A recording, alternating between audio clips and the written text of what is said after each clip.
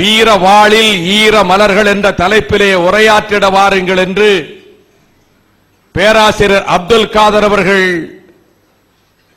தொடுத்து தந்த தலைப்பினை சுட்டி எனக்கு கடிதத்தை அனுப்பினார்கள்.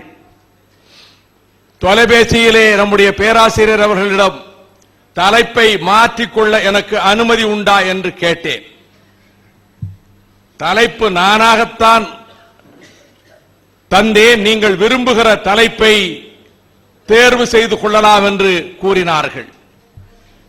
சில மணித்துளிகள் கழித்து மீண்டும் அவர்களிடம் சொன்னேன், தணலும் தன்மையும் என்ற தலைப்பிலே நான் பேச விரும்புகிறேன் என குறிப்பிட்டேன். அந்த தலைப்பிலே உரையாற்றுகின்ற வாய்ப்பை வழங்கியிருக்கக்கூடிய மார்கழி பெருவிழா அமைப்புக்கு நன்றி.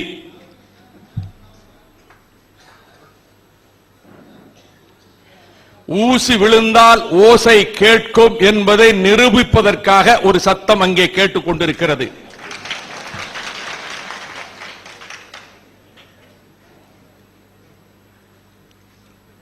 மார்கழி பெருவிழாவை நடத்துகிறார்களே, மார்கழி திங்களிலே நடத்துகிறார்கள். பனி கொட்டும் மார்கழி மாதத்திலே நடத்துகிறார்கள்.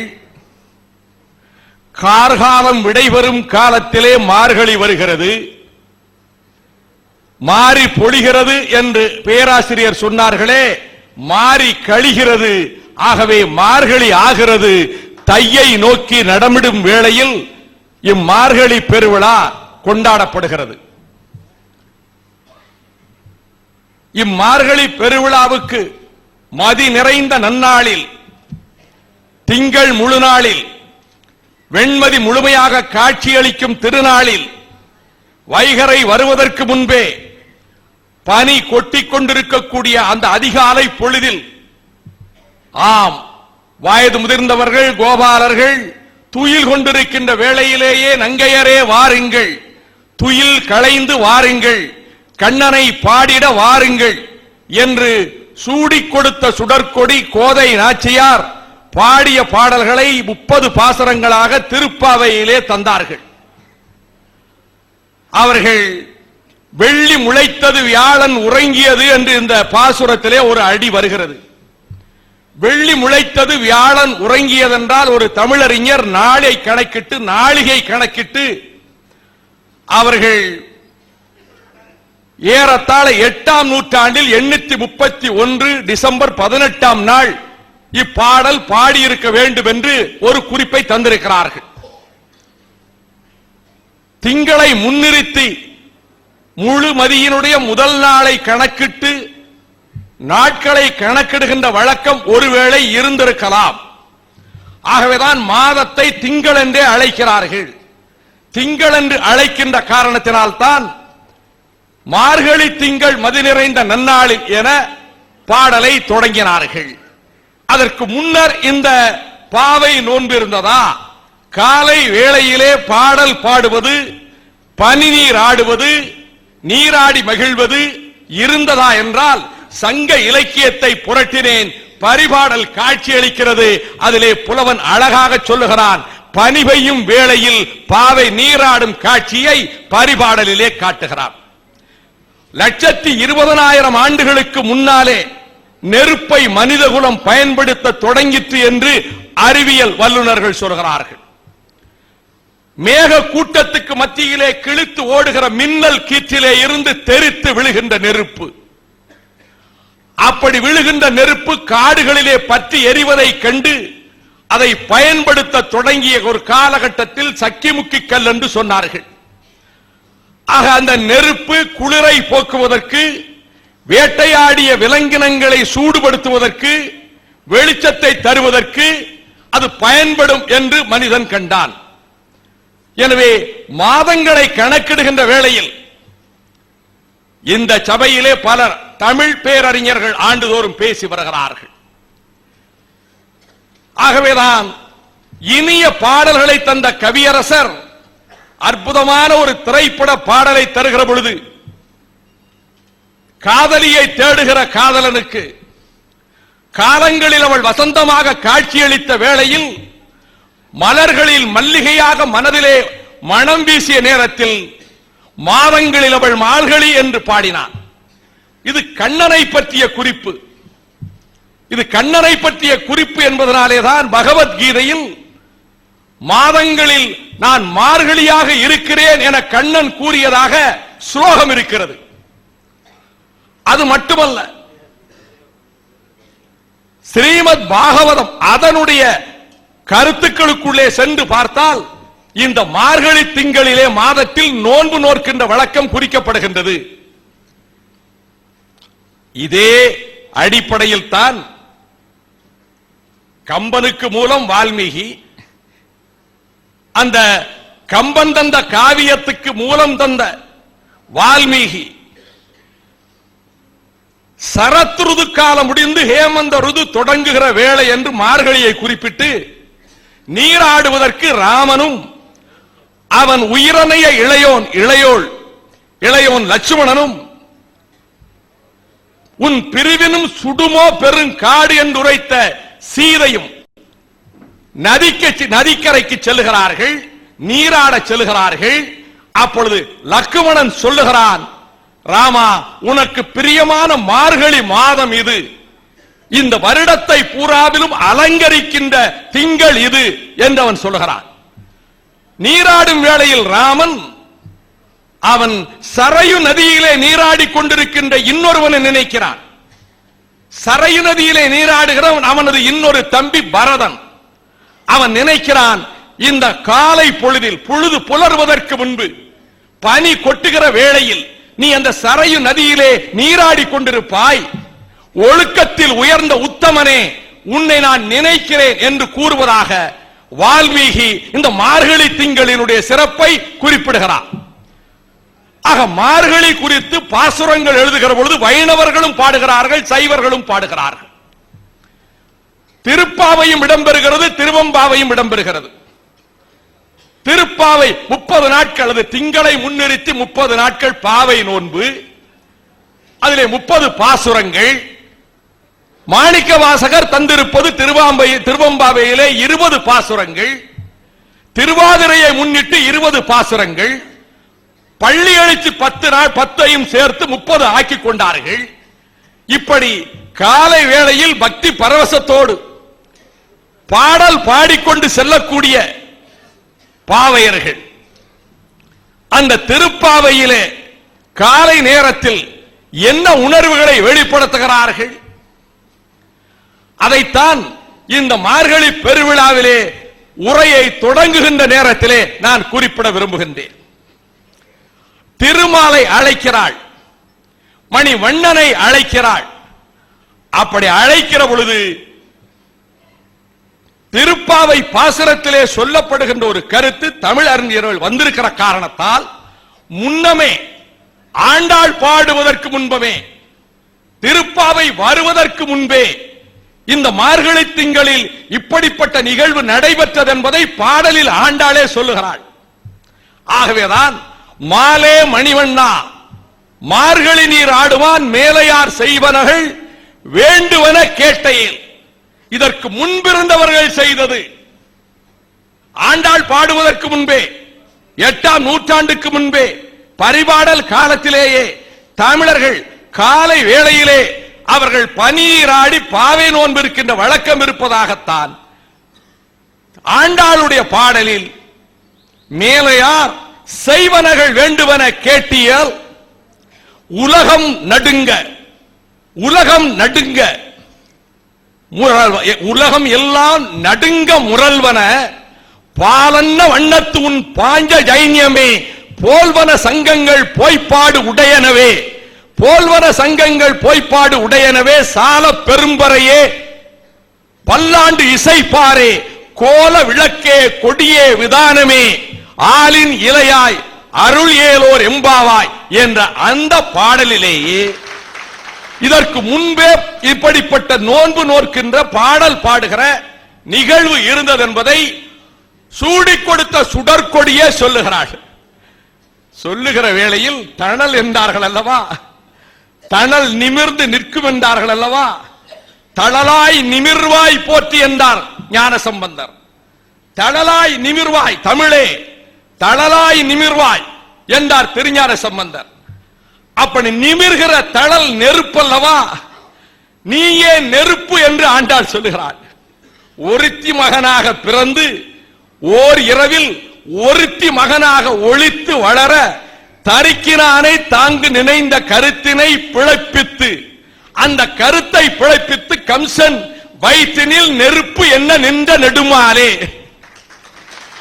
யசோதையும் தேவகையும் சுட்டிக்காட்டி ஒருத்திக்கு மகனாக பிறந்து மறைந்திருந்து ஒருத்திக்கு மகனாக வளர்ந்து கடைசியில் பிழை செய்ய நினைத்தவனுடைய கருத்தை பிழைப்பித்து கம்சனின் வயிற்றிலே அழிக்கிறான் அல்லவா. நெருப்பாக நின்ற நெடுமாலே, நெருப்பாக நின்றவனே என்று நெருப்பாக நின்ற நெடுமாலை பாட வாருங்கள் நங்கையரே என்று அழைக்கின்ற அதே வேளையில் இது தளல், இது தணல், இது நெருப்பு. தன்மை எப்படி வருகிறது? காதல் வயப்பட்ட காரணத்தினாலே அங்கே தன்மை வயப்பட்டு விடுகிறாள். சூடி கொடுத்த சுடற்கொடி நாச்சியார் திருமொழி பாசுரங்களும் இருக்கின்றன. அழகான பாடல்கள், இனிய அகப்பாடல்கள்.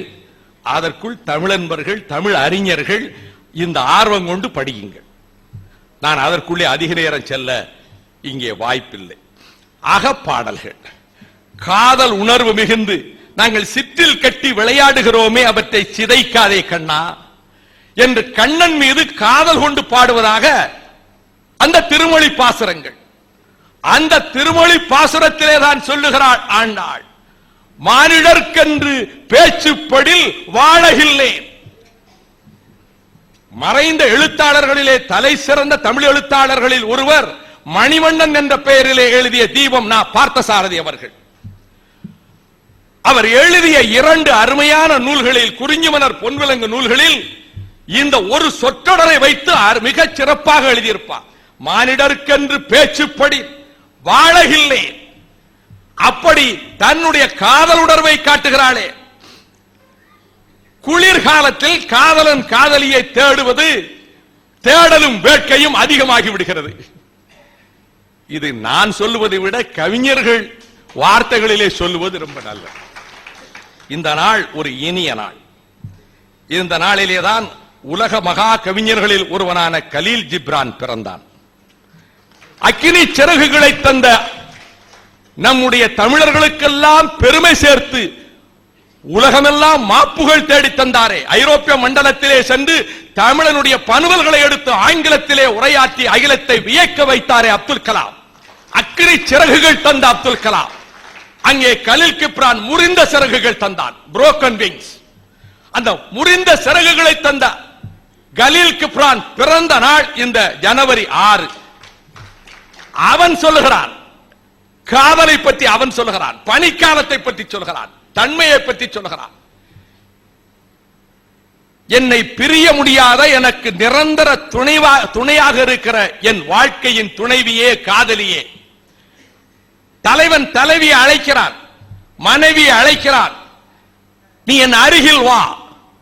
குளிர் பருவம் வாட்டுகிறது, பனிக்காலம் வாட்டுகிறது என்று சொல்லிவிட்டு, இது எப்படிப்பட்ட பனிக்காலம் என்றால், நெளியும் நம் இருவரின் உதடுகளை தவிர அனைத்தையும் திருடி கொண்டு போய்விட்ட பனிக்காலம். அதில் எவ்வளவு பொருள் இருக்கிறது பாருங்கள். இந்த பனி என் அவயவங்கள் அனைத்தையும் உறைய வைத்து விட்டாலும் இந்த உதடுகள் உறையவில்லை, உதடுகளாலே பேசிக் கொள்ளலாம் வா. அது அகச்சுவை அதிகமாகி விடும், நான் கிப்ரானுக்கே விட்டு விடுகிறேன், அடுத்த கட்டத்துக்கு நான் போக விரும்பவில்லை என்று சொல்லிவிட்டு, இந்த 2 உதடு, நம் உதடுகளை தவிர அனைத்தையும் இந்த பனி திருடி கொண்டு போய்விட்டது. அழகாக சொல்லுகிறான், குளிர் பருவத்துக்கு நெருப்புத்தான் கனி. இது அவனுடைய சொற்கள். தன்மைக்கு தணல் கனி. ஆக தணலும் தன்மை, இதை நம் வள்ளுவன் எப்படி சொல்லுகிறான்? கலீல் கிப்ரானுக்கு முன்பே உலகத்தில் வள்ளுவனுக்கு நிகரான ஒரு சிந்தனை கவிஞன் எவனும் கிடையாது. அவனுக்கு ஈடான ஒரு அறிவு சிந்தனையாளன் உலகத்தில் எந்த சமுதாயத்திலும் தோன்றவில்லை. அவன் எப்படி சொல்லுகிறான்? புணர்ச்சி விதும்பலிலே சொல்லுகிறார், மிக அழகாக சொல்லுகிறார். அதற்கும் முன்னர் பசியின் கொடுமையை சொன்னார்கள் அல்லவா? நெருப்பாக எழுகிறது பசி. அந்த பசியினுடைய கொடுமையை வள்ளுவன் சொன்னார். இன்றும் வருவது கொல்லோ நெருநலும் கொன்றது போலும் நெருப்பு. பசி என்னை கொல்கிறது. அந்த பசி நல்குறவு அதிகாரத்திலே சொல்லுகிறார்.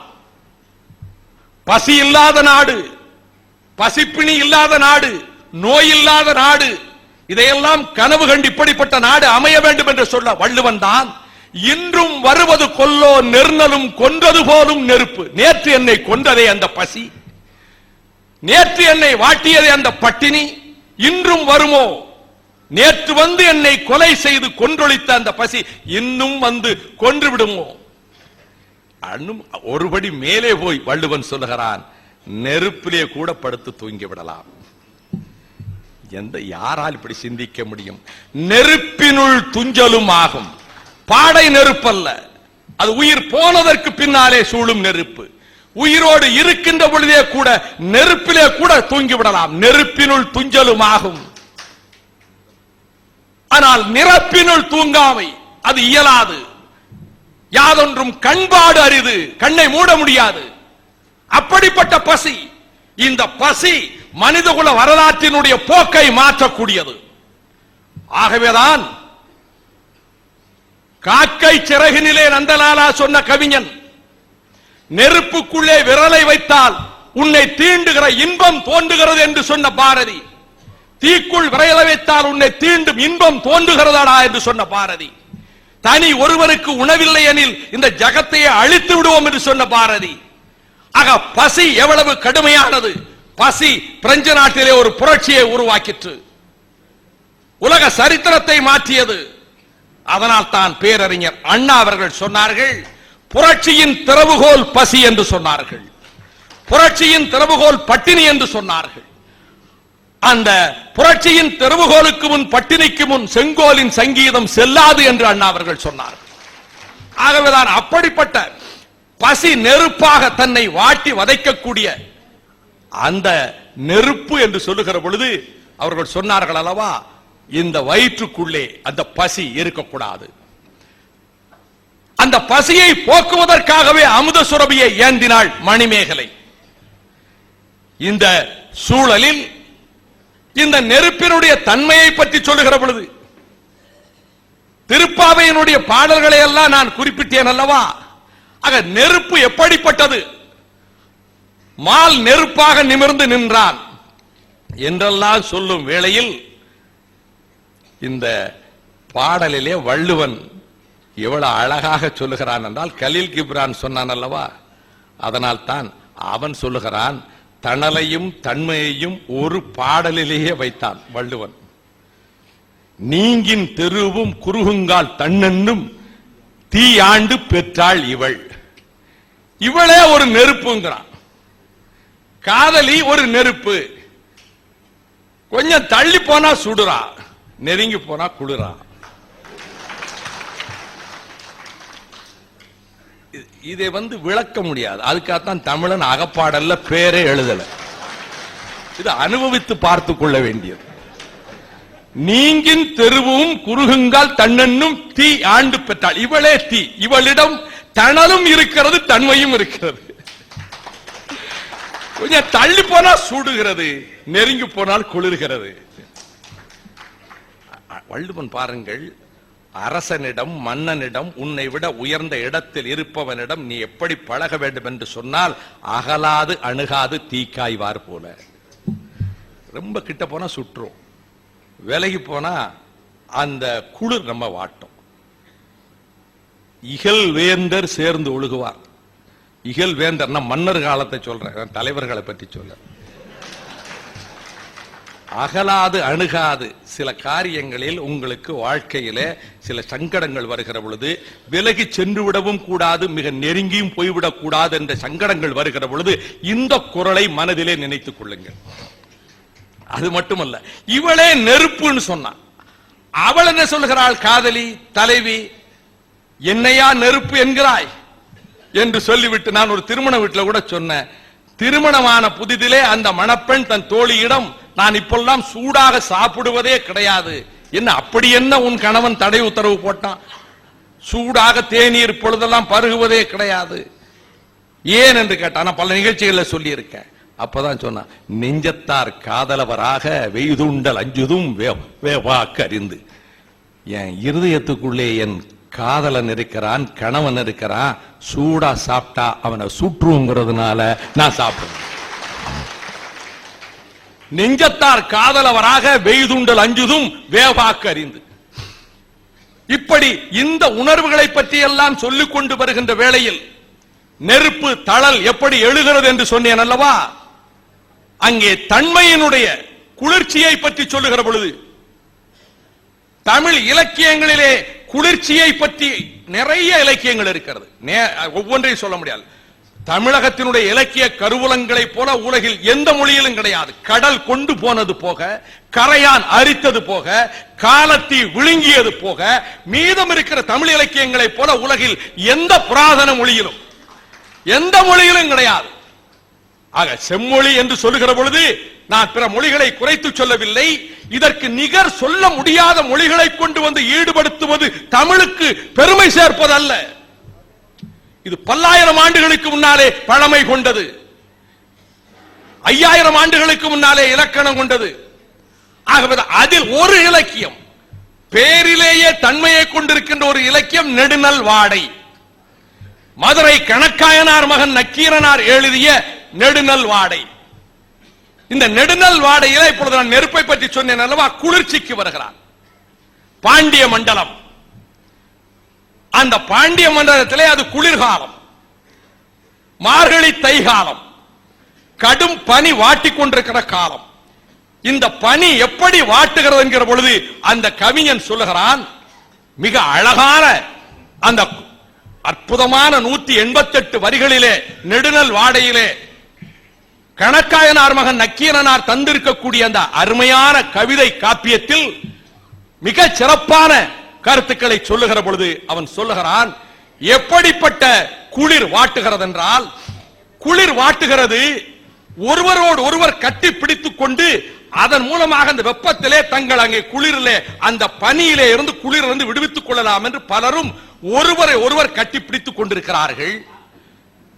கன்னங்களும் பற்களும் படபடவென்று அடித்துக் கொள்கின்றன. பல் கிட்டி போயிட்டு என்று சொல்வார்கள் அல்லவா?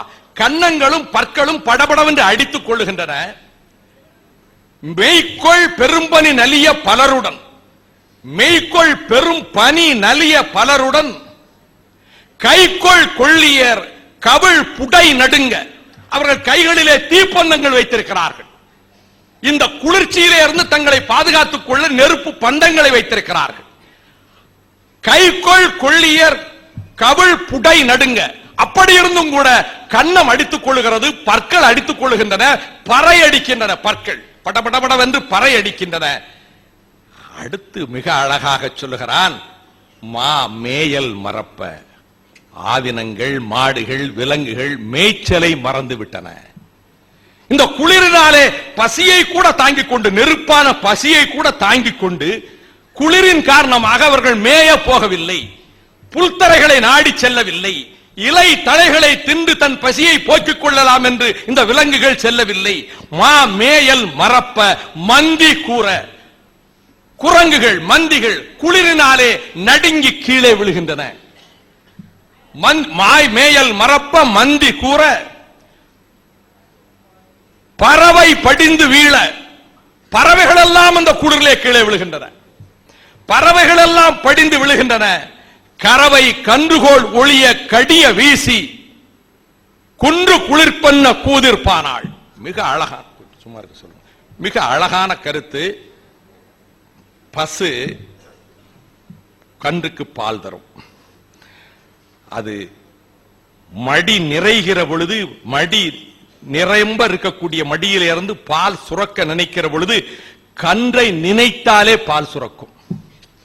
எப்பொழுது கன்று தன்னை தாவி வரும் என்று அது அரவணைத்துக் கொண்டு பால் கொடுக்கும். தாயினுடைய பாசத்துக்கு நிகரானது உலகில் எதுவுமே கிடையாது. தான் பசியோடு இருப்பாள், பிள்ளையின் பசி பொறுக்க மாட்டாள். பட்டினி கிடப்பாள், பிள்ளைக்கு அமுது ஊட்டுவாள். ரத்தத்தை அமுதாக தருபவள் தாய். ஆனாலும் இந்த குளிரின் கொடுமை எப்படி இருக்கிறது தெரியுமா? கன்றுகள் வந்து பால் அருந்துவதற்காக அந்த மடியிலே வாய் வைக்க போகிற பொழுது எட்டி மிதிக்கின்றன அந்த பசு. கறவை கன்றுகோள் பறவை படிந்து வீழ கறவை கன்றுகோள் ஒளிய கடிய வீசி காலால் எட்டி மிதிக்கிறது. பசு வந்து கன்று குட்டியை மிதிக்கிறது இந்த குளிர் தாங்க முடியாமல். அப்படிப்பட்ட குளிர் குன்றுகளே குளிர்ந்து விட்டன. குன்று குளிர்பண்ண கூதிர்ப்பு ஆனாள். குன்றுகள் குளிர்ந்து விட்டன. ஆடு மாடுகள் இறை தேடி செல்லவில்லை. பறவைகள் குளிரிலே அப்படியே கீழே விழுகின்றன. குரங்குகள் கீழே விழுகின்றன. கொள்ளிக்கட்டைகளை நெருப்பு பந்தங்களை கையிலே வைத்துக் கொண்டிருக்கக்கூடியவர்களுடைய தாடைகள் நடுநடுன நடுங்குகிறது, பற்கள் நடுங்குகிறது. இவ்வளவு குளிருக்குள் அரண்மனையிலே பிற ஆடவர்கள் நுழைய முடியும். என்ன அழகா எழுதுகிறான் தெரியுமா? பிற ஆடவர்கள் நுழைய முடியாத அந்த புறத்தில் கணவன் ஒருவனை தவிர, அரசன் ஒருவனை தவிர, பாண்டிய மன்னனை ஒருவனை தவிர பிற ஆடவர்கள் உள்ளே நுழைய முடியாத அந்த புறத்துக்குள்ளே இருக்கக்கூடிய மாளிகையில் அரண்மனை காட்சி. நெடுநல்வாடையிலே அழகான அந்த அரண்மனைக்குள்ளே போவதற்கு முன்பு குளிரை பற்றி சொன்னேன், தன்மையை பற்றி சொன்னேன். இந்த குளிர்காலத்திலே தலைவனை தலைவி தேடுவாள், காதலனை காதலி தேடுவாள், கணவனை மனைவி தேடுவாள். அப்படிப்பட்ட சூழலில் அரண்மனைக்குள்ளே அழைத்துக் கொண்டு போகிறான் நம்முடைய கவிஞன். அந்த அரண்மனையை வர்ணிக்கிறான், அந்தப்புறத்தை வர்ணிக்கின்றான், கட்டிலை வர்ணிக்கின்றான். என்ன அழகான வர்ணனை தெரியுமா? ருசித்து பாருங்கள். அந்த கட்டிலை எப்படி அந்த தந்த கால்கள், அந்த கட்டில் அமைக்கப்பட்ட முறை, அது எப்படிப்பட்ட யானையின் தந்தங்களை கொண்டு வந்தார்கள் என்றெல்லாம் சொல்லி அந்த அம்சதூளிகா மஞ்சத்திலே யானை தந்தங்கள் அழகு செய்கின்ற அந்த கட்டிலே வண்ண திரைச்சீலைகளிலே ஓவியங்கள் வரையப்பட்டிருக்கக்கூடிய அந்த கட்டிலே பாண்டிமாதேவி அரசனின் மனைவி காதல் நோயாலே நலிந்து போய் கணவன் இன்னும் வரவில்லையே என்று ஏங்கி தவித்து அவள் அங்கே இருக்கிறாள். இந்த இடத்தில் அவன் மிக அழகாக அதை வர்ணனை செய்து கொண்டு போகிற பொழுது அரசன் மனைவியினுடைய கேசம் அப்படியே உலர்ந்து போய் கிடக்கிறது. நறுனை பூசப்படவில்லை, எண்ணெய் பூசப்படவில்லை. அந்த அழகபாரம் அப்படியே உலர்ந்து கிடக்கிறது. நல்ல பொன் ஆபரணங்களை அணிகின்ற காதுகளில் ஆபரணம் இல்லை. பொன் ஆபரணங்கள் அணிகின்ற காதுகளிலே ஆபரணம் இல்லை. அதிலே தழும்பு இருக்கிறது. நகையை கழற்றி வைத்திருக்கிறாள், தழும்பு இருக்கிறது. வாழை மீனினுடைய வாயை போல சிவந்த நிறம் கொண்டிருக்கக்கூடிய மோதிரம்.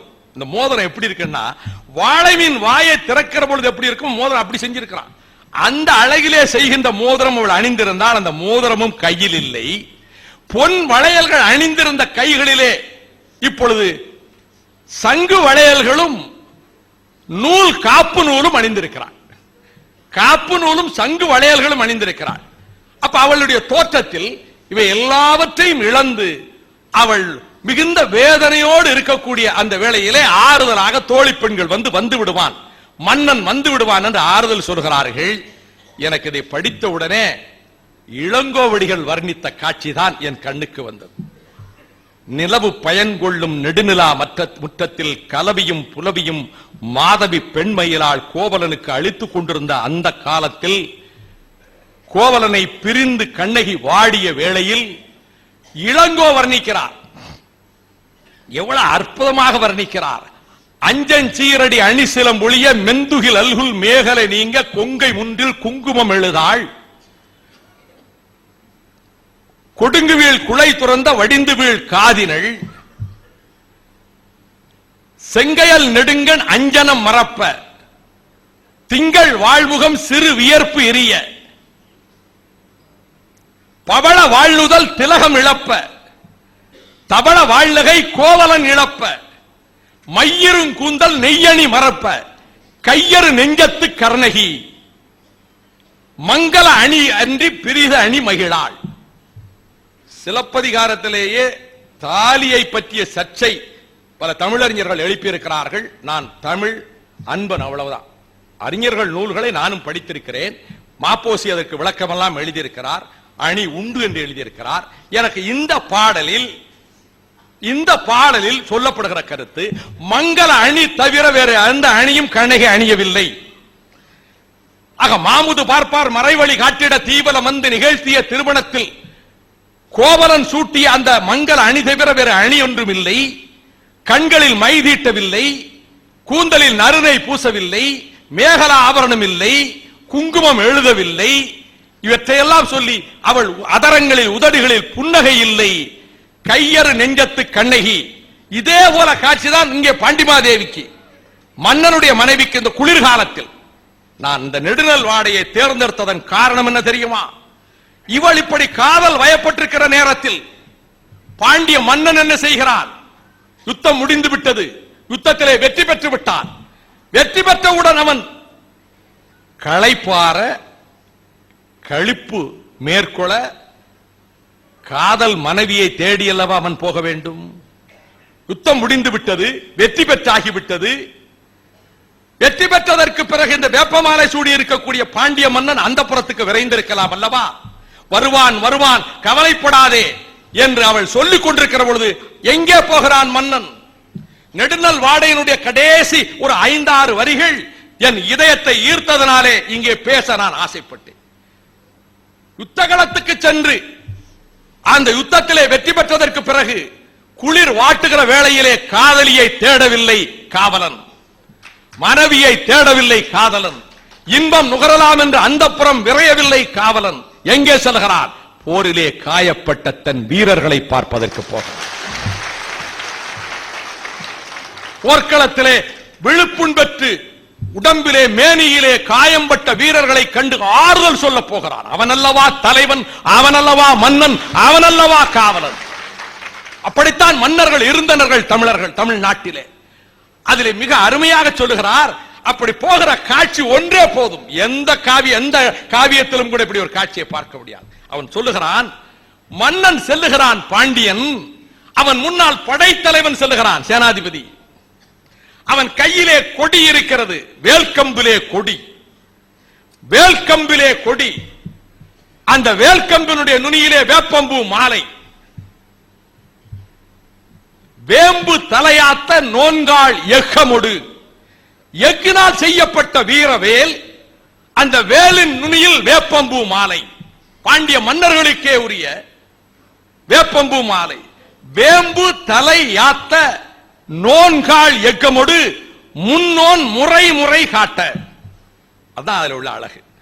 அந்த யுத்தகலத்தை பற்றி புலவன் சொல்கிறான், இந்த போர்க்களத்தில் போர் யானைகளை வெட்டி வீழ்த்தினார்கள், யானையின் துதிக்கையை வெட்டி வீழ்த்தினார்கள். யானையின் துதிக்கை வெட்டுப்பட்டு யானை செத்து கிடக்கிறது. அப்படி யானையின் துதிக்கையை வெட்டுகிற அளவுக்கு வீரம் கொண்ட அந்த வீரர்கள் உடம்பிலே விழுப்புண்கள் பட்டிருக்கின்றன, வேல்கள் பாய்ந்திருக்கின்றன, வாட்கள் மேலே வீசப்பட்டிருக்கின்றன, காயப்பட்டிருக்கிறார்கள். இதுலதான் பார்க்கணும், இவர் இந்த பெரிய பதவியில் இருக்காரு, இவர் இந்த சின்ன பதவியில் இருக்கிறாருன்னு காட்டல. இவனுக்கு காயம், இவன் தோள் பிளக்கப்பட்டு விட்டது, இவன் மார்பிலே வேல் தைத்திருக்கிறது. வேம்பு தலையாத்த நோன்காள் எஃகமொடு முன்னோன் முறை முறை காட்ட.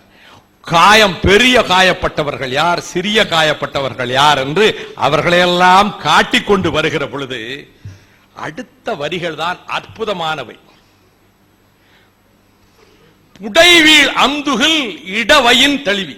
இந்த மேல் அங்கி இருக்கிறது அல்லவா, மேல் ஆடை உத்தரியம், மன்னன் உத்தரியம் அணிந்திருக்கிறார், ஒரு பெரிய சால்வை, பட்டு சால்வை. அவனுக்கு புடைவீழ் அந்துகில் இடவையின் தழுவி, இப்படி நழுவுகிறது இடது கையாலே, அதை அப்படி தழுவிக் கொள்கிறார். புடைவீழ் அந்துகில் இடவையின் தழுவி, இடது கையாலே இந்த மேலாடை நழுவி விடாமல் பிடித்துக் கொள்கிறான். அடுத்து தோள் வாழ் கோத்த வன்கண் காளை சுவல் மிசை அமைத்த கையன். அடுத்த கை எங்க இருக்கு? வாளை தோளோடு சேர்க்கின்ற வீரன் ஒருவனுடைய வலது, இவனுடைய வலது கை அவனுடைய மேனியின் மீது இருக்கு.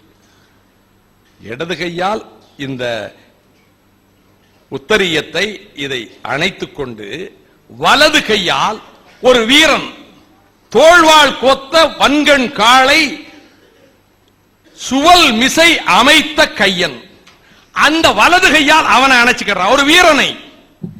மன்னன் போர்க்களத்துக்கு வந்த ஒரு வீரன் காயப்பட்ட ஒரு வீரனை வலது கையாலே அணைத்துக் கொண்டு ரொம்ப அடுத்து அருமையாக சொல்லுகிறான்.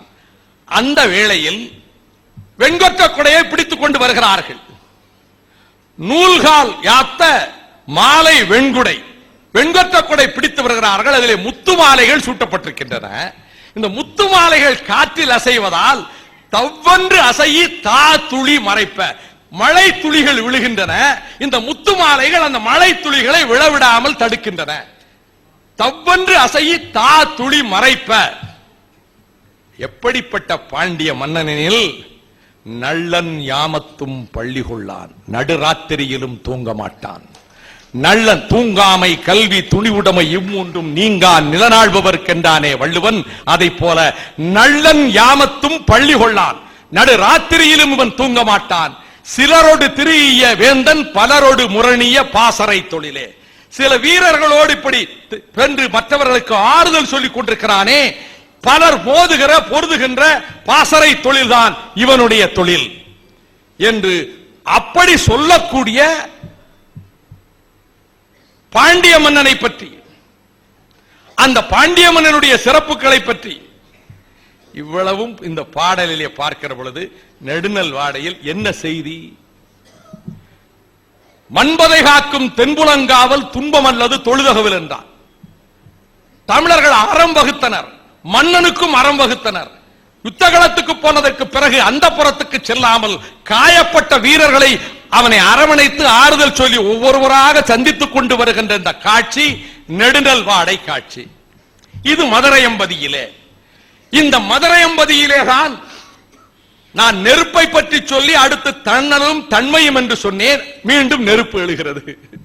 இது எங்கே எழுகிறது? அவைக்களத்திலே எழுகிறது. பாண்டிய மன்னன் அரச சபையிலே நெருப்பு எழுகிறது. அது எங்கே? பாண்டிய மண்டலத்தின் அரச சபையிலே நெருப்பு எழுகிறது என்றவுடன் காவிரி பூம்பட்டினத்து கண்ணகி எழுப்பிய நெருப்பை அது என் உரையின் இறுதி பகுதியிலே நிறைவு பகுதியிலே சொல்ல இருக்கிறேன். இப்பொழுது புலவன் ஒருவன் எழுப்பிய வாதத்தினாலே நெருப்பு எழுகிறது. மன்னனினுடைய மனைவியினுடைய கூந்தலுக்கு மனம் உண்டா என்ற கேள்வியை விடுத்து கவிதையாத்து தருக, கவிதை தருகின்றவர்களுக்கு பொற்கிளி தருகிறேன் என்று மன்னன் அறிவித்திருந்தான். வறுமையில் அடிபட்டு கிடந்த தருமி சோமசுந்தர பெருமானிடத்திலேயே கவிதை வாங்கி கொண்டு வந்தான், சிவனிடத்திலேயே கவிதை வாங்கி கொண்டு வந்தான். ஆனால் அந்த கவிதையை சொல்லுகிற பொழுது இதிலே பொருட்குற்றம் இருக்கிறது என்று நக்கீரன் சொன்னான். என்னுடைய பாடலுக்கே குற்றம் கண்டுபிடித்து விட்டானா என்று சபைக்கே வருகிறான் திரிபுரம் எரித்தவன்.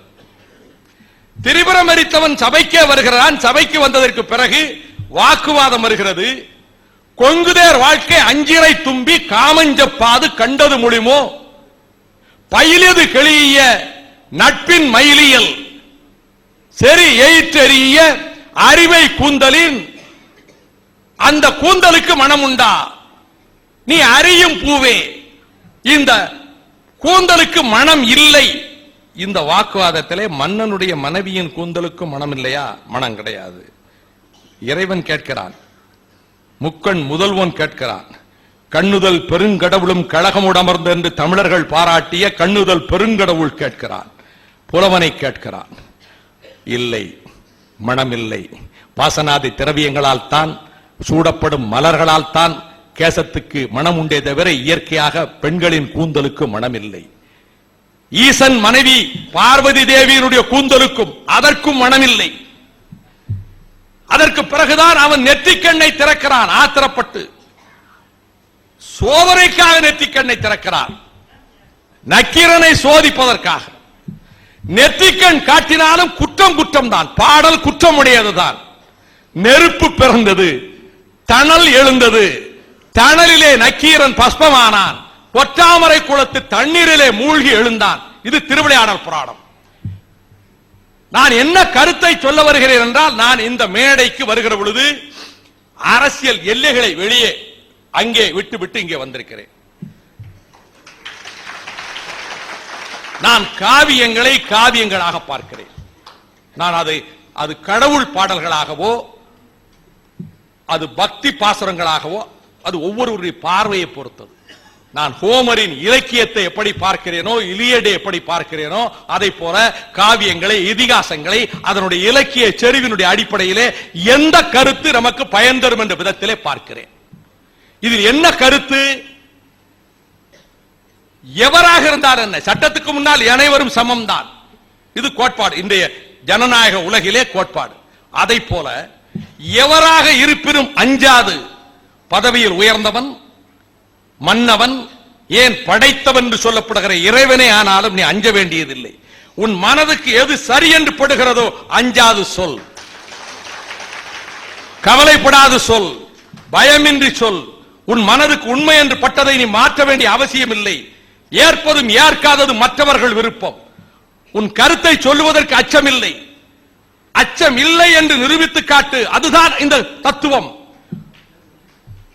மெலிந்தவர்களுக்கு முன்னாலே ஒரு கருத்தையும், வலியவர்களுக்கு முன்னால் அச்சப்பட்டு வேறொரு கருத்தையும் சொல்லுவது பித்தலாட்டம். ஆகவேதான் நீ எவராக இருந்தாலும் சொல். இதை இவன் மட்டும் சொல்லவில்லை. அதே நகரத்தில், அதே பாண்டியன் மூதூரில் இன்னொரு வாதம் எழுந்தது. அது அனல்வாதம். அந்த அனல்வாதம் எழுந்தது. சமணர்களுக்கும் சைவர்களுக்கும் நடைபெற்ற மோதல்.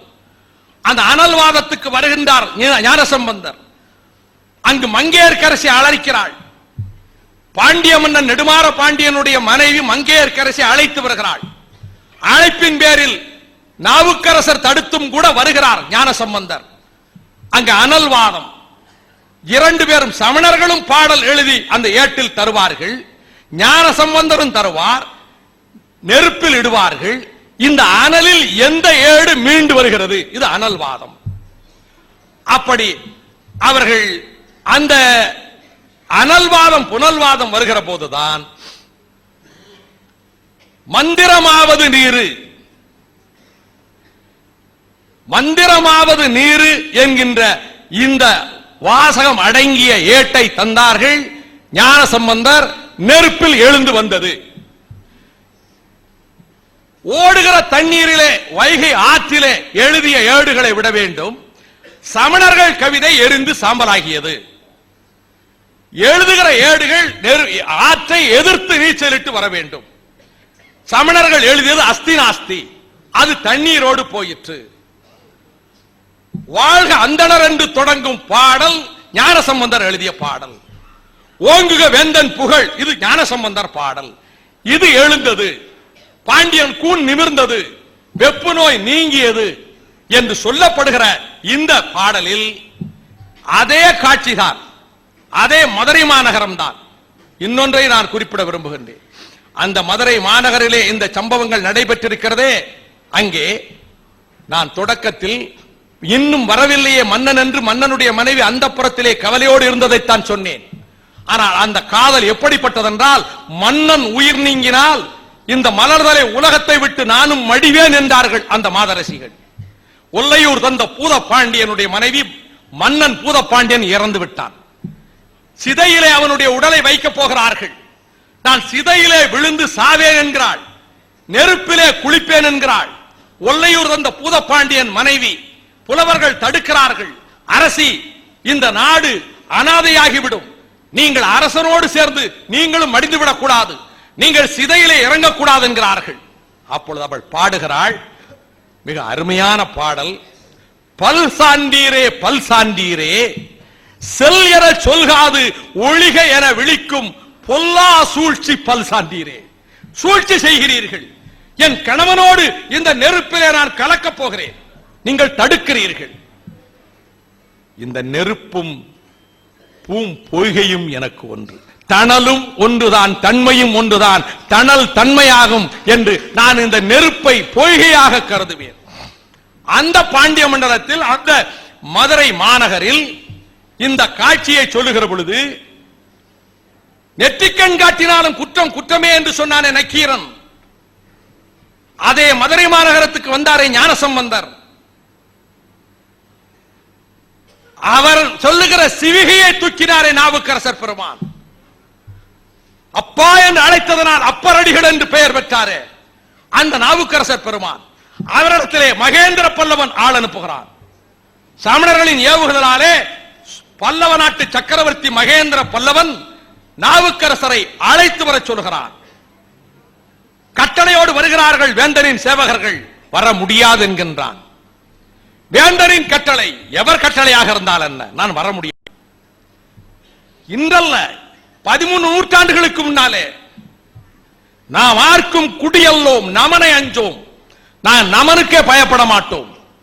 எவருக்கும் குடியல்ல, நாம் ஆர்க்கும் குடியல்லோம், நமனை அஞ்சோம், நரகத்தில் இடர்படோம், நடலையல்லோம், ஏமாப்போம், பிணியறியோம். இன்பமே என்னாலும் இனி துன்பமில்லை. இப்படி சொன்னதனாலே இவனை கட்டி இழுத்துக் கொண்டு வருக என்று காவலர்கள் கொண்டு செல்கிறார்கள். கொண்டு சென்றதற்கு பிறகு இவரை கொன்றொழிக்க வேண்டும் என்று சமணர்களினுடைய ஏவுதலாலே மகேந்திர பல்லவன் ஆணை பிறப்பிக்கிறான். அப்பொழுதுதான் வரிசையாக வருகிறது சோதனை. அப்படி சோதனை வருகிற பொழுது நஞ்சு ஊட்டுகிறார்கள்.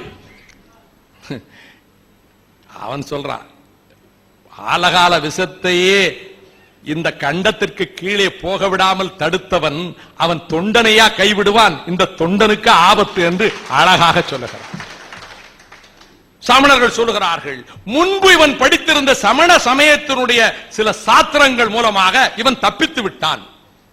ஆகையினால் மிக அருமையான கட்டம், இவனை நீற்றறையிலே, சுண்ணாம்பு காலவாசல்ல, நெருப்பறையிலே, நீற்றறையிலே போடுவோம்.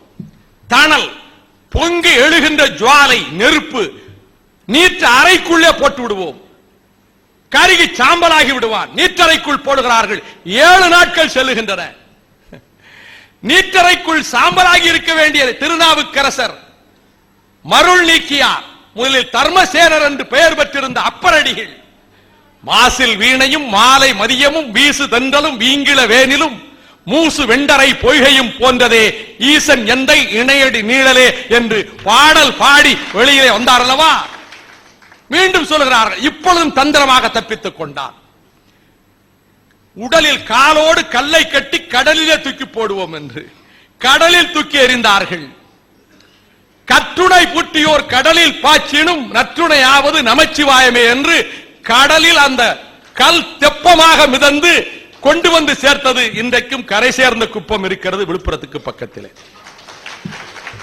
அதற்கு ஒரு பிற்கால புலவன் ஒருவன் பாடினான். பிற்கால புலவன், தமிழர்களின் எண்ணற்ற பனுவல்களை எல்லாம் விழுங்கிய பாவத்துக்கு கழுவாய் தேட கடல், தமிழர்களினுடைய எண்ணற்ற நூல்களை, கபாடபுரத்தை, தொன்மதுரையை, பகுருளி ஆற்றை, பன்மலை அடுக்கத்தை அனைத்தையும் விழுங்கியதல்லவா பழைய லெமூரியா கண்டத்தை. இவற்றையெல்லாம் விழுங்கிய தவறுக்கு பிராயச்சித்தமாக நாவுக்கரசர் பெருமானை அது மிதக்க வைத்து கொண்டு வந்து சேர்த்தது. யானையின் காலில் இடவை செய்யுங்கள். யானையை கொண்டு வந்துட்டாங்க. யானை வருகிற பொழுதே மாடங்களை இடித்து தகர்த்து கொண்டு வருகிறது. குத்துக்கோல்காரர்களை தூக்கி எறிந்து கொன்று கொண்டு வருகிறது. பெருபிடித்து வருகிறது யானை. அதன் தலையை, நாவுக்கரசர் தலையை காலால் இடற சொல்லி இருக்கிறார்கள். யானை காலால் இடரும் என்று எதிர்பார்த்திருக்கிறார்கள். நாவுக்கரசர் அழகான பாசுரம் தருகிறார். சுண்ணவெண் சந்தன சாந்தும் சுடர்திங்க சூடா மணியும் வண்ண வரிவை உடையும் வளகி வளரும் அழகிய நிறமும் அண்ணல் அரண்முற நேரும் அகலும் வளாவிய வரவும் திண்ணன் கெடில புனலும் உடையார் தமர் நாம் அவர்தான் அஞ்சுவது யாதொன்றும் இல்லை, அஞ்ச வருவதும் இல்லை. யானை காலால் இடரவில்லை. 3 முறை சுற்றி வந்து கீழே படுத்து வணக்கம் செய்துவிட்டு எழுந்தது. இதிலும் என்ன செய்தி எனில், அஞ்சுவதில் யாதொன்றும் இல்லை, அஞ்ச வருவதும் இல்லை. அஞ்சவில்லை நாவுக்கரசர் பெருமான். அப்படி அச்சத்தை தூக்கி எறிந்தவர்கள் உலவிய மதுரை மாநகரத்திலே இருந்து தீயினுடைய வலிமை எப்படிப்பட்டது? ஐயூர் முடவனார் என்ற புறவர் புறநானூற்றில மிக அருமையான பாடல். காரகூடத்து துஞ்சிய மாறன் வழிதி என்ற மன்னனை பற்றி ஐயூர் முடவனார் எழுதியிருக்கின்ற புறநானூற்று பாடல். தீ எப்படிப்பட்டது, தண்ணீர் எப்படிப்பட்டது என்று புறநானூற்று புலவன் சொல்லுகிறான். நீர் மிகின் வரையும் இல்லை. எப்படி சொல்லிருக்கா, சுனாமி இப்பதான் நம்ம பார்த்திருக்கிறோம். பழந்தமிழர்கள் கடல்கோளை கண்டார்கள். கடல்கோள், கடல் பொங்கி தமிழகத்தை விழுங்கிற்று. புலவன் சொல்லுகிறான், நீர் மிகின் வரையும் இல்லை, தடுக்க முடியாது, தடை போட முடியாது. கடல் பொங்கினால், நீர் பொங்கினால், நீர் வலிவை காட்டினால் நீர் முகின் வரையும் இல்லை, தீமிகின் மண்ணுயிர்க்கு நிழற்றும் நிழலும் இல்லை. நெருப்பு மிகுந்து விட்டால், அக்கினி மிகுந்து விட்டால், நெருப்பு சூழ்ந்து விட்டால் உயிர்களை காப்பாற்ற முடியாது. வலிமிகின் வலிவும் இல்லை, காற்று சீற்றம் கொண்டு விட்டால் தடுக்க முடியாது. அடுத்து சொல்லுகிறார், இந்த சின வழுதி இருக்கிறான் அல்லவா, மாறன் வழுதி, இது தமிழ் மண் எல்லோருக்கும் பொது என்று ஏற்றுக்கொள்ளாமல், தன் தமிழ் பொது என்று கருதாமல், பாட்டில் இருக்கு, தன் தமிழ் பொது என்று கருதாமல் அவன் போருக்கு புறப்பட்டு விட்டால் அதன் பிறகு பகை மன்னர்களே உங்கள் கதி, ஈசல் புற்றிலே இருந்து வருகிற ஈசல்கள் நெருப்பில் விழுந்து மடிவதைப் போல ஒரு பகல் உங்களாலே உங்களை காப்பாற்றிக் கொள்ள முடியாது. ஆக யுத்தத்துக்கு செல்லுகிற பொழுது அந்த மன உறுதியோடு செல்ல வேண்டும். இதை யார் சொல்லுகிறார்? மீண்டும் நான் மார்கழி பெருவிழாவின் தொடக்கத்துக்கு வருகிறேன், சூடி கொடுத்த சுடற்கொடியினுடைய பாடலுக்கு வருகிறேன், ஆண்டாளினுடைய திருப்பாவை பாடலுக்கு வருகிறேன். அதில் இதே கருத்தை தான் சொல்லுகிறாள். மாறி மழை முழிஞ்சில் மன்னி கிடந்து உறங்கும், மாறி மழை முளைஞ்சில் மன்னி கிடந்து உறங்கும் சீரிய சிங்கம் அரி உற்று தீ விழித்து வேரி மயிர் பொங்க எப்பாடும் பேர்ந்து உதறி மூறி நிமிர்ந்து முழங்கி புறப்பட்டு போதறி போல் நீ பூவண்ணா. என்ன அழகான பாட்டு! சிங்கம் புறப்படுகிறது,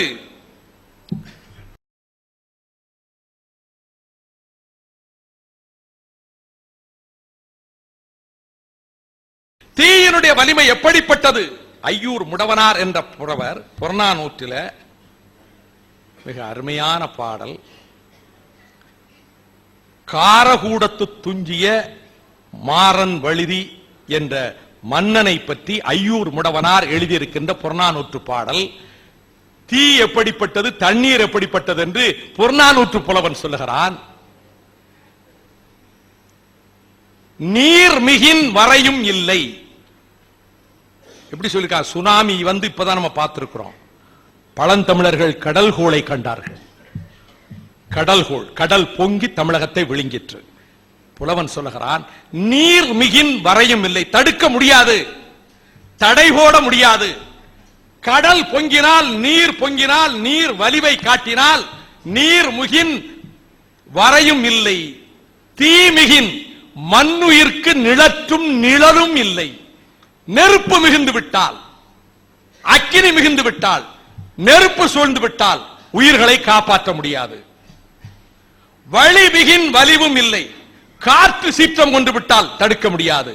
அடுத்து சொல்லுகிறார், இந்த சின வழுதி இருக்கிறான் அல்லவா, மாறன் வழுதி, இது தமிழ் மண் எல்லோருக்கும் பொது என்று ஏற்றுக்கொள்ளாமல், தன் தமிழ் பொது என்று கருதாமல், பாட்டில் இருக்கு, தன் தமிழ் பொது என்று கருதாமல் அவன் போருக்கு புறப்பட்டு விட்டால் அதன் பிறகு பகை மன்னர்களே உங்கள் கதி, ஈசல் புற்றிலே இருந்து வருகிற ஈசல்கள் நெருப்பில் விழுந்து மடிவதைப் போல ஒரு பகல் உங்களாலே உங்களை காப்பாற்றிக் கொள்ள முடியாது.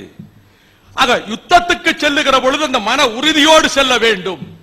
இதை யார் சொல்லுகிறார்? மீண்டும் நான் மார்கழி பெருவிழாவின் தொடக்கத்துக்கு வருகிறேன், சூடி கொடுத்த சுடற்கொடியினுடைய பாடலுக்கு வருகிறேன், ஆண்டாளினுடைய திருப்பாவை பாடலுக்கு வருகிறேன். அதில் இதே கருத்தை தான் சொல்லுகிறாள். மாறி மழை முழிஞ்சில் மன்னி கிடந்து உறங்கும், மாறி மழை முளைஞ்சில் மன்னி கிடந்து உறங்கும் சீரிய சிங்கம் அரி உற்று தீ விழித்து வேரி மயிர் பொங்க எப்பாடும் பேர்ந்து உதறி மூறி நிமிர்ந்து முழங்கி புறப்பட்டு போதறி போல் நீ பூவண்ணா. என்ன அழகான பாட்டு! சிங்கம் புறப்படுகிறது, மாறி மழை முளைஞ்சில் மன்னி கிடந்து உறங்கும். இந்த மழை காலத்திலே சிங்கம் வேட்டைக்கு போகாது, குகைக்குள்ளேயே படுத்திருக்கு.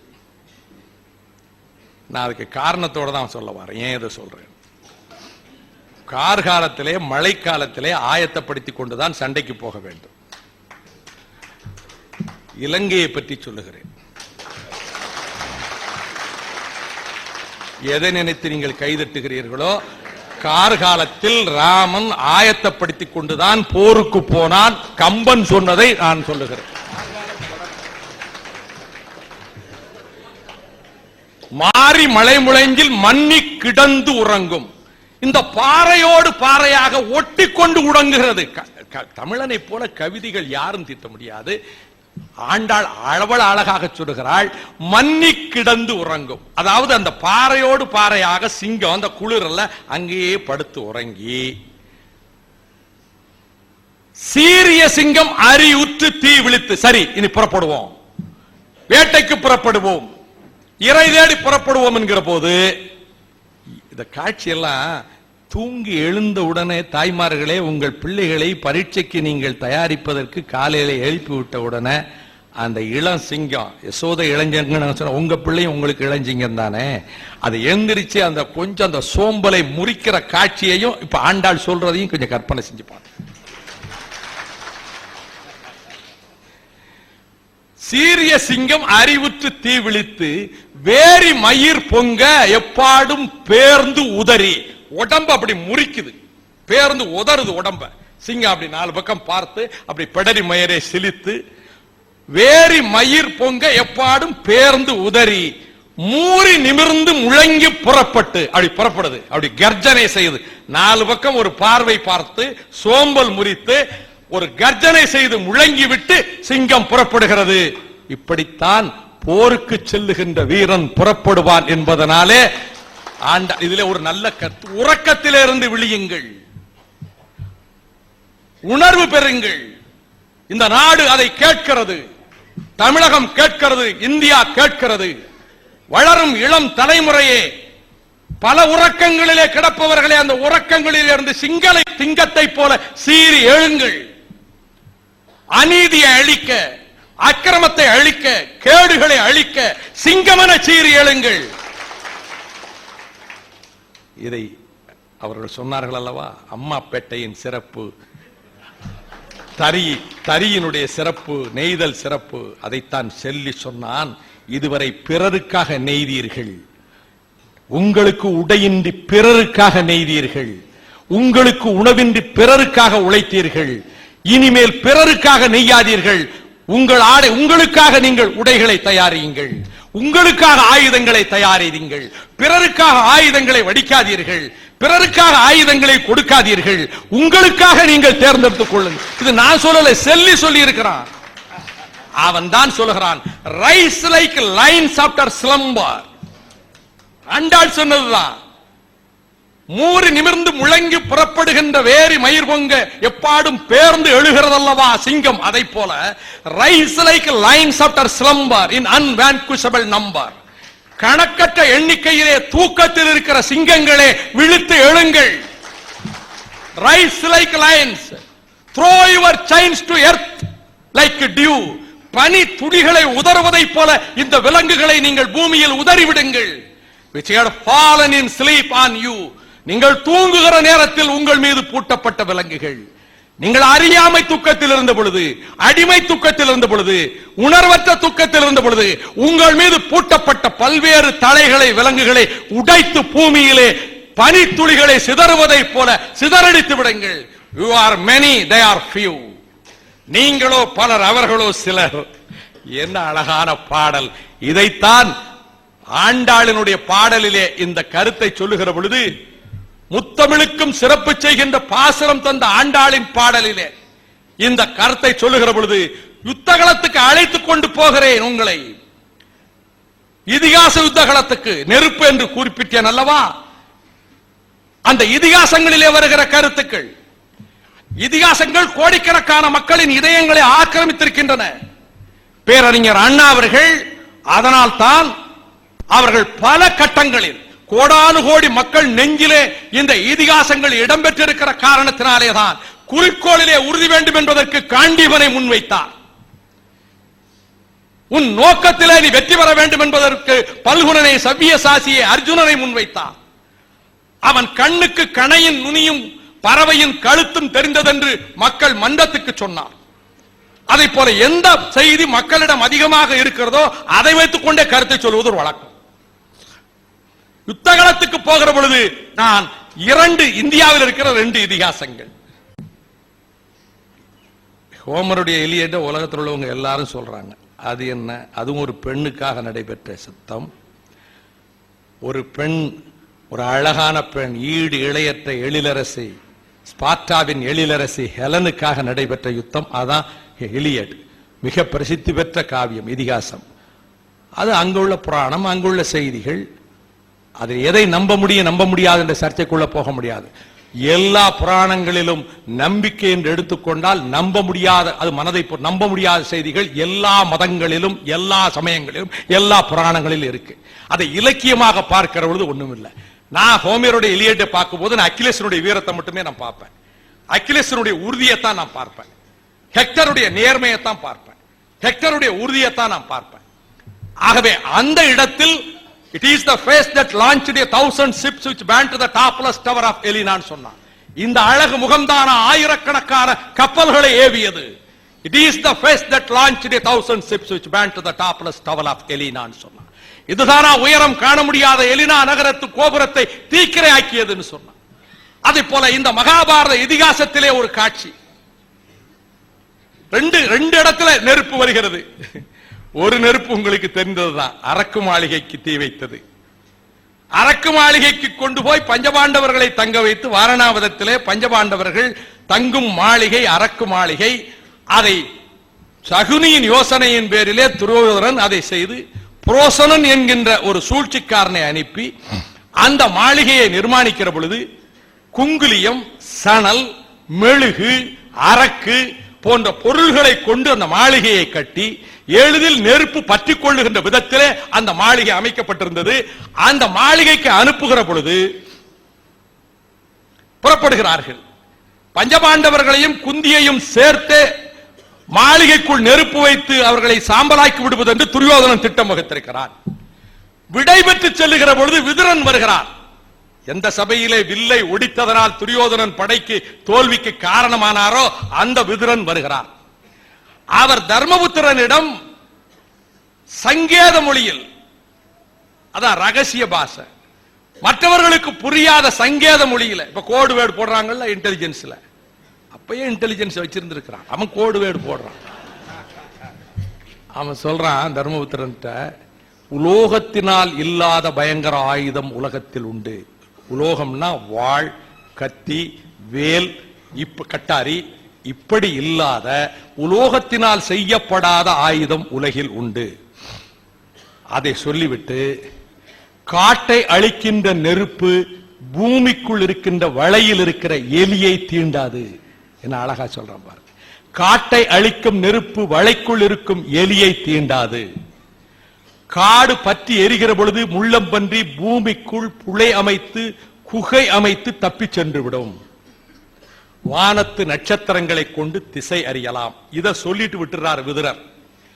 தர்மன் இதை யோசித்துக் கொண்டே வருகிறான். குந்தி தேவி வந்து கேட்கிறாள். புறப்படும் போது காதோடு காதாக விதுரன் உன்னிடம் என்ன சொன்னான்? அவள், தர்மன் அரண்மனைக்குள்ளே போன உடனே எல்லாம் சுற்றி பார்க்கிறான். இது நெருப்பு வைப்பதற்காக கொளுத்துவதற்காக கட்டப்பட்டிருக்கிற மாளிகை என்று தெரிந்து கொண்டு பீமனை அழைத்து விதுரன் சொன்னதையும் நம்மை இந்த அரண்மனையில் நெருப்பு வைத்து கொல்ல துரியோதனன் திட்டமிட்டிருக்கிறான் என்பதையும் தெரிவித்திட்டார்கள். ஆகவே அவர்கள் மகிழ்ச்சியாக இருப்பதை போல சில நாள் இருந்துவிட்டு சந்தேகம் வராத வகையிலே கண்டுபிடித்ததையும் தெரிவித்துக் கொள்ளாமல் ஒரு நாள் புரோசனனும் மற்றும் அந்த மாளிகை கட்டுவதற்கு வேலை செய்த மற்றவர்களும் இருக்கிற போது இதற்கு இடையில் சுரங்கப்பாதை அமைப்பதற்குரிய ஒரு கெட்டிக்காரனை விதுரன் ரகசியமாக அனுப்பி வைத்திருக்கிறான். அவன் இந்த அரண்மனைக்குள்ளே இருந்தே ஒரு சுரங்கப்பாதையும் அமைத்து தருகிறான். குறிப்பிட்ட ஒரு நாளை இவர்கள் தேர்ந்தெடுத்து இந்த மாளிகையிலே தீ வைப்பதற்காக வந்த புரோசனனும் அவனோடு இன்னும் ஐவரும் தூங்கிக் கொண்டிருக்கிற நேரத்தில் இவர்களே நெருப்பு வைத்துவிட்டு அந்த சுரங்கத்தின் வழியாக இவர்கள் உள்ளே இறங்குகிறார்கள். அதிலே பாண்டவர்களிலேயே மிக அற்புதமான கதாபாத்திரம், நான் இதிகாசமாகத்தான் பார்க்கிறேன், திரும்பவும் இதிகாசமா பார்க்கிறேன். அதில் பீமன். அது என்ன காரணத்தினாலோ அவனுக்கு கொடுக்கப்பட வேண்டிய முக்கியத்துவம் கொடுக்கப்படவில்லை என்று ஒரு மலையாள இலக்கியத்திலே இருக்கக்கூடிய ஒரு மிகச்சிறந்த எழுத்தாளர் இரண்டாம் அவன் என்ற தலைப்பிலே ஒரு அருமையான நாவல் எழுதியிருக்கிறார். பீமனை பற்றி மகாபாரதத்துக்கே உயிர் நாடி பீமன் தான் என்று அவர் அற்புத இந்து பத்திரிகையிலோட தொடர்ந்ததை ஒவ்வொரு ஞாயிற்றுக்கிழமையும் வெளியிட்டுக் கொண்டிருந்தார்கள். அவன் அவன் அந்த ஐவரையும் கொண்டு தூக்கிக்கிட்டு போறான். தாயை தன் தோள் மீதும், தர்மனை ஒரு கரத்திலும் அர்ஜுனனை ஒரு கரத்திலும் இடுப்பிலே வைத்துக் கொண்டு 2 கைகளிலே நகுல சகாதேவர்களை பற்றி கொண்டு அவன் போகிறான். ஆகவே அவர்கள் தப்பித்து போய்விடுகிறார்கள். இது நெருப்பிலே இருந்து தப்பித்து விட்டார்கள். இதற்கு பிறகு அவன் பகாசூரன் வதம், பாஞ்சாலி சுயம்வரம், வில்லை வளைப்பது. அந்த வில்லை வளைக்கிற பொழுது கர்ணன் அநேகமாக வில் வளைத்து நாணயம் ஏற்றிய நிலையிலே அது மயிர் இலையிலே விலகி செல்வது, அர்ஜுனன் குறி தவறாமல் அந்த மச்சத்தை அடித்து வீழ்த்துவது, அதன் பிறகு சுயம்வரம் இதானே வெற்றி. திரௌபதியை திருமணம் செய்து கொடுக்கிறது, நான் அமுது கொண்டு வந்திருக்கிறேன், கனி கொண்டு வந்திருக்கிறேன் என்பது ஐவரும் பகிர்ந்து உண்க என்று குந்தி சொல்ல ஐவரும் மணமுடிக்கின்ற நிலை ஏற்படுவது. இதற்கெல்லாம் பின்னர் சூதாட்ட சருக்கம், சூதாடியதற்கு பிறகு 12 ஆண்டுகள் வனவாசம், 1 வருடம் அஞ்ஞாத வாசம். இவையெல்லாம் நீங்கள் அந்த மகாபாரதத்திலே வருகின்ற காட்சி. இதற்கு முன்பு சூதாட்ட சருக்கத்துக்கு முன்பு திருதராஷ்டிரனிடத்திலே போய் நீ பாதி ராஜ்யத்தை அவங்களுக்கு கொடுத்தா தான் நல்லது, இல்லாவிட்டால் உன் பிள்ளைகள் அழிந்து போவார்கள் என்று சொல்லி வேற வழி இல்லாமல் பாதி ராஜ்யத்தை கொடுத்து இந்திரபிரஸ்தம் என்று காண்டவ வனம் இருக்கின்ற பகுதியிலே ஒரு இந்திரபிரஸ்தம் என்கின்ற நகரத்தை அமைத்து அங்கு இவர்கள் போய் யுவராஜா பட்டாபிஷேகம் சூடப்பட்ட தர்மபுத்திரன் மற்றவர்கள் இருப்பது என்று முடிவு செய்ததற்கு பிறகு அந்த இந்திரபிரஸ்தம் அமைக்க வேண்டிய இடத்துக்கு போகிறார்கள். ஒரு நாள் நதிக்கரையிலே கிருஷ்ணனும் அர்ஜுனனும் உலவிக் கொண்டிருக்கிறார்கள். நான் மகாபாரதத்தில் பெரிய எழுத்த மகாபாரதம் எத்தனை எழுதியிருக்காங்களோ அத்தனை மகாபாரதத்தையும் சின்ன வயதிலே படிச்சிருக்கேன். மிக அற்புதமாக எழுதியிருக்கக்கூடிய வியாசர் விருந்து தந்த சக்கரவர்த்தி ராஜாஜி அவர்களுடைய வியாசர் விருந்தை நான் பலமுறை படித்திருக்கிறேன். நண்பர் சோ அவர்கள் எழுதிய மகாபாரதம் பேசுகிறது நான் வரிவிடாமல் படித்திருக்கிறேன். இதிலே ஒவ்வொரு புத்தகத்தையும் நான் ஒப்புமை பார்ப்பது, சில செய்திகள் எதிரே இருக்கிறது இல்லை என்று நான் பார்ப்பேன். இந்த நூல்களில் பழைய எழுத்து மகாபாரதம் ரொம்ப சின்ன வயதிலே படித்தது, அதான் காண்டவன தகனம். அது இப்ப ராஜாஜி எழுதியதிலும் சோவர்கள் எழுதியதிலும் என்ன காரணத்தினால அதை விட்டுட்டாங்க. அதில் காண்டவன தகனம் என்பது இந்த நதிக்கரையிலே கிருஷ்ணனும் அர்ஜுனனும் இருக்கிற பொழுது ஒரு அந்தணன் வருகிறான். அந்த அந்தணனுடைய பார்வை தொலைவில் பார்க்கிற பொழுது ஒரு பெரிய மரம் விருட்சம் தீப்பிடித்து வருவதை போல தெரிகிறது. அந்த விரிந்த கேசங்கள் ஜுவாலை நெருப்பினுடைய தழல் பறப்பதை போல தெரிகிறது. அவன் தான் அக்கினி தேவன். அவன் அந்தணனோடு வருகிறான். பசியை பற்றி பேராசிரியர் சொன்னார்கள் அல்லவா, அவன் சொல்கிறான், என் பசி தாங்க முடியவில்லை, என் பசிக்கு உணவில்லை என்று கேட்கிறான். யார்கிட்ட? கிருஷ்ணார்ஜுனர்களிடம். என் பசிக்கு உணவில்லை, நான் அதிகமாக நெய்யை பருகி பருகி இந்திரலோகத்திலே வயிறு மந்தமாகி போய்விட்டது, என் பசியை போக்க வேண்டிய உணவு எனக்கு கிடைக்கவில்லை. யார்? அவன் தான் தீக்கடவுள், அவன் தான் அக்கினி தேவன். என் பசிக்கு இந்த காண்டவ வனம் தான் ரொம்ப பொருத்தம், இந்த காண்டவ வனத்தை தீ வைத்தால் என் பசிக்கு உணவாகும் என்று சொல்லுகிறான். சரி, நீ தீக்கு இரையாக்கிக் கொள்ள வேண்டியதான் என்கிற பொழுது இந்திரன் தடுக்கிறான். என்ன காரணம்? இந்திரனின் நண்பன் தட்சன் என்பவன் இங்கே இருக்கிறான். அவன் இங்கு அரசனாக இருக்கிறான். அந்த அவன் அரசனாக அல்ல, தட்சன் இங்கே அவனுடைய நண்பனாக இருக்கிறான். அப்படி இருக்கக்கூடிய தட்சனை காப்பாற்ற நான் எப்பெல்லாம் இந்த காண்டவ வனத்தை நெருப்பு வைத்து விழுங்க பார்க்கிற பொழுது அவன் வர்ணன் உதவியோடு மழையை கொண்டு பெய்து என்னை தடுத்து விடுகிறான். நான் நெருப்பு வைக்க முடியல. இந்த காண்டவ வனத்தை எனக்கு நீங்கள் பசிக்கு உணவாக தாருங்கள் என்று கேட்டு, சரி நாங்களே இப்ப நெருப்பு உனக்கு பக்கத்தில் வைக்கிறோம், நீ அதிலே விழுங்க தொடங்கு. உடனே சந்தோஷப்பட்டு ரதத்தையும் காண்டிபம் என்கின்ற வில்லையும் அர்ஜுனனுக்கு அக்கினி தேவன் தருகிறான். காண்டிபம் என்கிற வில்லை பல பேர் சொல்வார்கள், இந்த கதையில இவன் தருகிறான். கிருஷ்ணார்ஜுனர்கள் அம்புகளை தொடுக்க தயாராகி விட்டார்கள். தீ பற்றி அந்த காட்டை எரிக்க முற்படுகிறான். உடனே தேவேந்திரன் வந்துட்டான். அவன் ஐராவதத்தின் மீது வஜ்ராயுதத்தோடு வருகிறான், தடுக்கிறான். மழைகளை பொழிக மேகங்களை குவிக்கிறான், இடியும் மின்னலும் மழையும் வருகிறது. அப்பொழுது அர்ஜுனன் நாணிலே அம்புகளை அக்னியாஸ்திரங்களை தொடுத்து அந்த மழையை சிதறடிக்கிறார். ஆக மழை சிதறடிக்கப்படுகிறது, காடு பற்றி எரிய தொடங்குகிறது. வஜ்ராயுதத்தோடு வந்த இந்திரனுக்கும் கிருஷ்ணார்ஜுனர்களுக்கும் யுத்தம் நடக்கிறது. யமனும் வந்து விட்டான் இந்திரனுக்கு துணையாக காலகண்டத்தோடு. ஆனால் அர்ஜுனனை கிருஷ்ணனை அவர்கள் ஜெயிக்க முடியவில்லை. இதுல என்னவென்று கேட்டால், முன்பு கோபாலன் கண்ணன் கோவர்த்தனகிரியை குடையாக பிடித்து யதுகுலத்தை காப்பாற்றினான் என்பது புராணம். இங்கு அர்ஜுனன் தன்னுடைய அம்புகளாலே அந்த மழையை வரவிடாமல், அங்கும் மழையை தடுத்தான் கண்ணன், இங்கு மழையை வரவிடாமல் தடுத்து இந்த காண்டவனம் எரிவதற்கு அவன் உதவியாக இருக்கிறான். இப்பதான் இதுல ஒரு அருமையான சிறுகதை வருகிறது, ரொம்ப அற்புதமான கதை. இந்த காட்டில மரங்கள் எரிகிற பொழுது ஒரு மரத்தில் சாரங்க பறவை இருக்கிறது. சாரங்க பறவையும் சாரங்க குஞ்சுகள், 4 குஞ்சுகள்.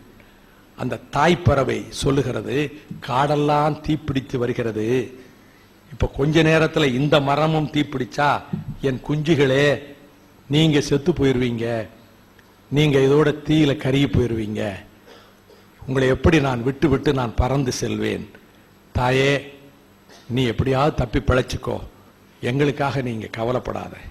உடனே அந்த தாய்ப்பறவை சொல்லுகிறது, இங்கே ஒரு எலிப்பாளி இருக்கிறது, இந்த எலியினுடைய அந்த புடை, அந்த பொந்து இருக்கு, அதுக்குள்ள நீங்க போயிருங்க, நான் கொஞ்ச நேரத்துக்கு மண்ணை போட்டு மூடிடுறேன், நெருப்பு அணைந்த பிறகு நான் பறந்து வந்து உங்களை மீண்டும் அந்த மண்ணை கிளறி எழுப்பி விடுகிறேன் என்று இந்த தாய்ப்பறவை குஞ்சுகளுக்கு சொல்லுகிறது, அந்த சாரங்க குஞ்சுகளுக்கு.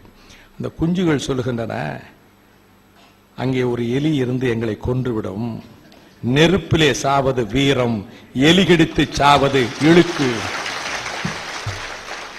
அந்த அவமான இழிவு சாவு எங்களுக்கு தேவையில்லை, தூக்கிலே தொங்குவது எனக்கு இழிவு சாவு, அதை விட போர்க்களத்திலே நான் மடிந்திருக்கலாம் என்று கட்டபொம்மன் சொன்னான் அல்லவா. துப்பாக்கியால் சுட்டுக் கொள்ளுங்கள், என்னை தூக்கிலிடாதீர்கள் என்று பகத்சிங் சொன்னான் அல்லவா. அதை போல இந்த இழிவு சாவு என்ற போது, இல்லை, பருந்து ஒன்று அந்த எலியை தூக்கி கொண்டு போய்விட்டது, நீங்கள் அதற்குள்ளே போங்கள் என்று. வேறு எலி இருக்கக்கூடும், நாங்கள் அந்த மரத்தை விட்டு இறங்க மாட்டோம். தாயே நீ யௌவன பருவத்தில் இருக்கிறாய், நீ பிள்ளைகளை பெற்றுக் கொள்ளலாம், குலம் அழிந்து விடக்கூடாது, நாங்கள் செத்ததற்கு பிறகு கூட நீ குஞ்சுகள் பெற்று இந்த குலத்தை வாழ வைக்கலாம், தாயே நீ தயவு செய்து இங்கிருந்து போய்விடு என்று வருந்தி அழ, கடைசியில் அந்த தாய்ப்பறவை அழுது கொண்டே போய்விடுகிறது. இதுல கதை என்னவென்றால், மந்தபாலர் என்கின்ற ஒரு முனிவர் நம்முடைய பழனியப்பனார் மாதிரி கல்யாணமே செய்து கொள்ளாமல் இருந்திருக்கிறார். இவர் போகும்போது சொர்க்கலோகத்தை கேட்ட பூட்டிட்டாங்க. உங்களுக்கு அந்த சங்கடம் வராது. மக்கள் பேர் இல்லாதவர்களுக்கு இங்கு இடம் கிடையாது என்று சொர்க்கலோகத்தின் கதவுகளை பூட்டி விட்டார்கள், உள்ள விட மாட்டோம்ட்டாங்க. கதைதான். ஏனெனில் விவேகானந்தர் துறவு வாழ்க்கை வாழ்ந்தார், திருமணம் செய்து கொண்டும் ஜெயபிரகாஷ் நாராயணன் துறவு வாழ்க்கை தான் வாழ்ந்தார். திருமணம் செய்து கொண்டும் கிருபளானி இல்லற வாழ்வில் ஈடுபடவே இல்லை. பரமஹம்சரும் சாரதாமணி அம்மையாரும் உடலால் வாழவில்லை, உள்ளத்தால் வாழ்ந்தார்கள்.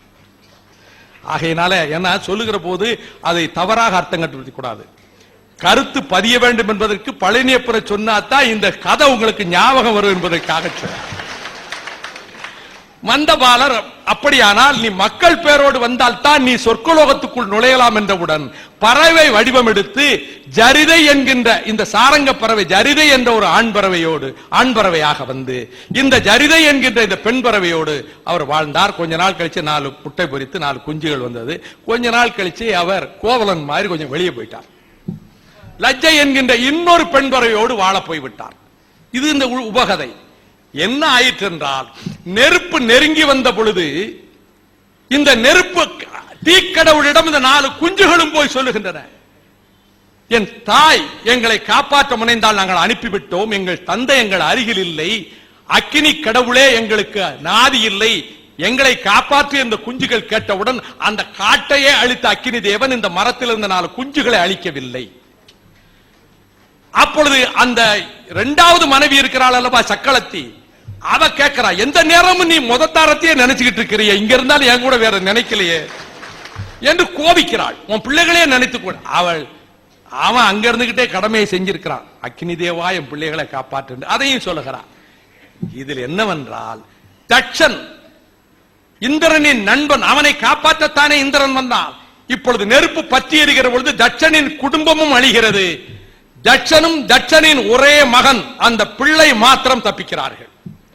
தட்சனின் மகன் மாத்திரம் தப்பிக்கிறார். ஆகவே மொத்தத்தில் இந்த 4 சாரங்க குஞ்சுகள், தட்சன் மகன் இவர்கள் மட்டும் பிழைக்கிறார்கள். தட்சன் மகன் அந்த பாம்பு குட்டி, தட்சன் என்கிற பாம்பு, அவன் அந்த காண்டவ வனத்தினுடைய சிற்பி, அந்த அரசர்களுக்கு சிற்பியாக இருக்கக்கூடியவன், அவனுடைய மகன், அவன் வீர மகன். அந்த பாம்பு குட்டியினுடைய வால் எரிந்து விட்டது. இந்த நெருப்பில் வால் எரிந்த நிலையில் நெருப்பு பற்றி காயப்பட்ட அந்த பாம்பு குட்டி, என் தாயையும் எங்கள் குடும்பத்தையும் அளித்த அர்ஜுனனை அழிப்பதற்கு யார் சரியான எதிரியோ அவனை தேடி செல்வேன் என்று கர்ணனிடம் சென்று, நான் அர்ஜுனனை அழிப்பதற்காகவே வந்திருக்கிறேன் என்று கர்ணனிடம் போய் சேர்ந்தது. அதுதான் நாகபாசம், நாகாஸ்திரம். இந்த நாகாஸ்திரத்தை அவன் 2வது முறை தொடுப்பதில்லை என்று குந்திக்கு கொடுத்த வரத்தின் காரணமாக, மார்புக்கு குறிவை கழுத்துக்கு குறிவைக்காதே என்று சல்லியன் கூறிய போது வைத்த குறி மாற்ற மாட்டேன் என்று கர்ணன் சொல்ல, அவன் உள்ளத்தில் இருந்த மனச்சங்கடத்தை வெளியே சொல்ல முடியாமல் கொடுத்த வரத்தை மீறக்கூடாது என்பதற்காக வைத்த குறியை மாற்றுவதில்லை என்று சொல்ல, நாகாஸ்திரம் தொடுக்கப்பட்ட போது கர்ணன் தொடுத்த நாகாஸ்திரம் அர்ஜுனனை நோக்கி வர, கண்ணன் தன் பெருவலால் பூமியிலே தேரை அழுத்த, வந்த நாகாஸ்திரம் கிரீடத்தை கவர்ந்து கொண்டு அர்ஜுனன் தலை தப்பியது, தலை கிரீடம் போயிற்று என்ற வகையிலே அந்த நாகம் திரும்பி வருகிறது. இது அழகான காட்சி. திரும்பி வருகிற பொழுது எழுதியிருக்கிறான் அந்த பழைய எழுத்து மகாபாரதத்தில், அர்ஜுனன் கவனிக்கிறான், முன்பு அதனுடைய வால் அறுபட்டு போயிட்டு அல்லவா தீயில, முன்பு ஒரு குட்டியாக வால் காயப்பட்டு தீப்பட்டு போன அந்த குட்டி தான் இந்த நாகாஸ்திரம் என்று அப்பொழுதுதான் அது திரும்பி போகிற பொழுது அர்ஜுனனுக்கு தெரிந்து, அன்று நீ வாலில் காயம்பட்டு தப்பினாய், இன்று உன் உடலை 2ஆக பிளப்பேன் என்று அர்ஜுனன் அம்பை தொடுத்தான். இது எல்லா மகாபாரதத்தில் இருக்காது. நீங்க போய் 2-3 புத்தகத்தில் இது கிடையாது. நான் அதனால இது பலர் பலதை எழுதியிருக்கிறாங்க. அப்படி அம்பை செலுத்திய போதும் அக்ரோனி சேனைகளை சிதறடிக்க வல்லவனாகிய அர்ஜுனனின் அம்பு இந்த பாம்பை பிளந்து கொள்ள முடியவில்லை. 2ஆக பிளப்பேன் என்று சொன்ன போதும் அது காயப்பட்டதை தவிர உயிர் போகவில்லை. கர்ணனிடம் மீண்டும் செல்லுகிறது, நீ குறியை மீண்டும் வைத்து அர்ஜுனன் மீது செலுத்து, நீ சரியாக குறி வைக்கவில்லை. அவன் தப்பிவிட்டான், அவன் கிரீடத்தை கவர முடிந்தது. மீண்டும் என்னை செலுத்து, அவன் தலையை கொண்டு வருகிறேன் என்கிறது. கர்ணன் குந்தியை நினைக்கிறான், 1000 அர்ஜுனர்களை கொல்வதாக இருந்தாலும் 2வது முறை அந்த அம்பை ஏவுவதில்லை என்று கர்ணன் மறுக்கிறான். அந்த தட்சன் மகன் அந்த நாகம் இனி வாழ்வதற்கில்லை என்று யமனை தேடி சென்றது என்று எழுதி வைத்தார்கள். இது தீ எரிகிற அந்த காட்சி, நெருப்பு எழுந்த அந்த காட்சி. அதே போல நெருப்பு எழுகிற காட்சி இங்கே இலங்கையிலே கம்பன் காவியத்துக்கு வருவோம். அசோக வனத்திலே கண்டான், மாருதி கண்டான், வாயு மைந்தன் கண்டான், மகிழ்ந்து கூத்தாடினான். அருமையான பாடல்கள். அதன் பிறகு எதிர்த்த அரக்கர்களை அவன் சிதைக்கின்ற செய்தி இலங்கை அரசுக்கு எட்ட, தடுப்பதற்கு வந்த கிங்கிரர்களை கொள்கிறான். இன்னுமா தயக்கம்? ஒரு குரங்கு வந்தா இவ்வளவு கேடு செய்கிறது, இன்னுமா உயிரோடு வைத்திருக்கிறீர்கள் என்று ராவணன் சீறி எழ, அப்பொழுது சம்புமாலி வருகிறான் பெரும் படையோடு. சம்புவாலி சண்டையிட்டு சாகிறான், அனுமனிடம் போரிட்டு சாகிறான். அதற்கு பிறகு இன்னுமா அனுமனை, அந்த குரங்கை, அந்த வானரத்தை அழிக்க முடியவில்லை என்று ராவணன் கோபிக்க, ராவணன் மகன் வீரகுமாரன் ஆகிய அக்ககுமாரன் நான் சென்று கொண்டு வருகிறேன் என்று போகிறான். இதுல ஒன்றை கவனிக்கணும், நான் சென்று கொண்டு வருகிறேன் என்று சொன்ன அக்ககுமாரனுக்கும் அனுமனுக்கும் பெரும் யுத்தம் நடக்கிறது. அக்ககுமாரன் சிறந்த வீரன், அந்த யுத்தத்தின் முடிவிலே அக்ககுமாரன் கொல்லப்படுகிறான். உடம்பை பீத்து எறிகிறான் அனுமன். அக்ககுமாரன் மடிந்த செய்தி இந்திரஜித்துக்கு போய் சேருகிறது.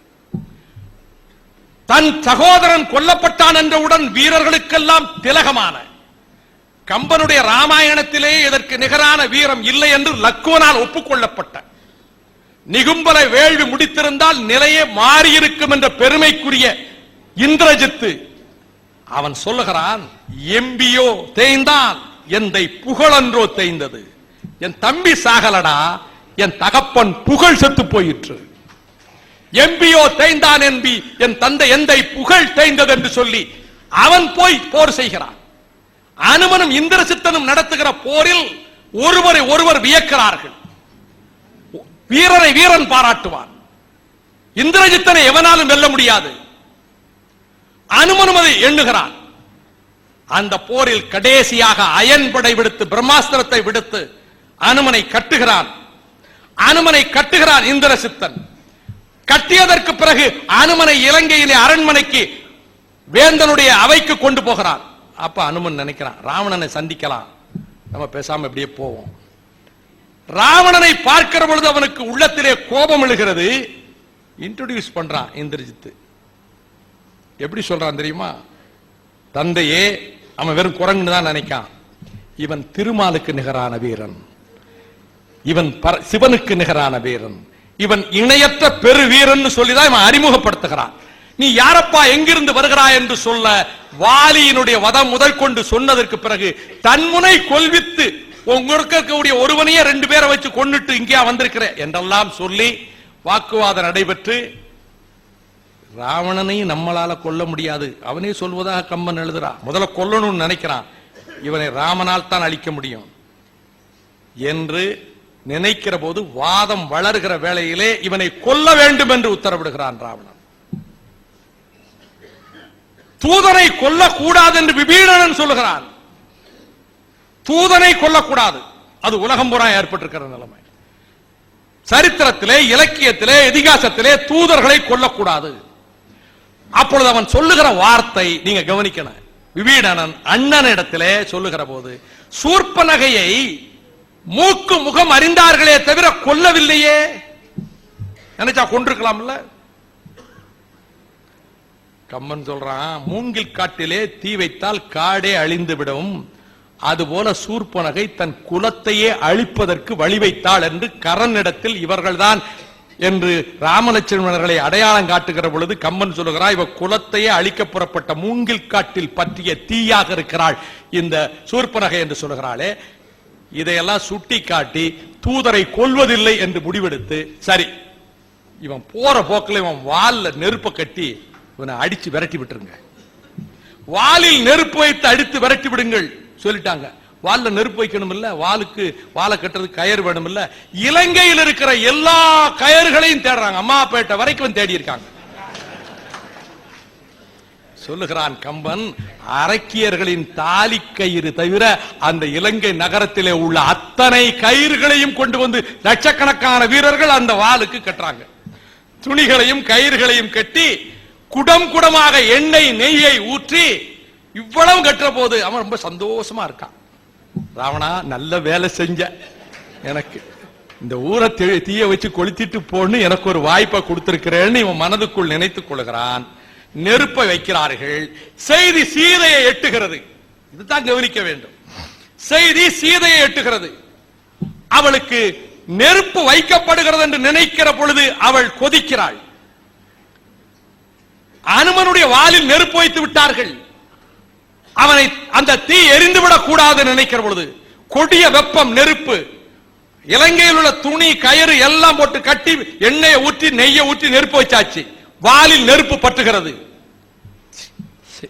மிக அருமையான பாடல், பல சந்தேகங்களுக்கு விளக்கம் அளிக்கிற பாடல்.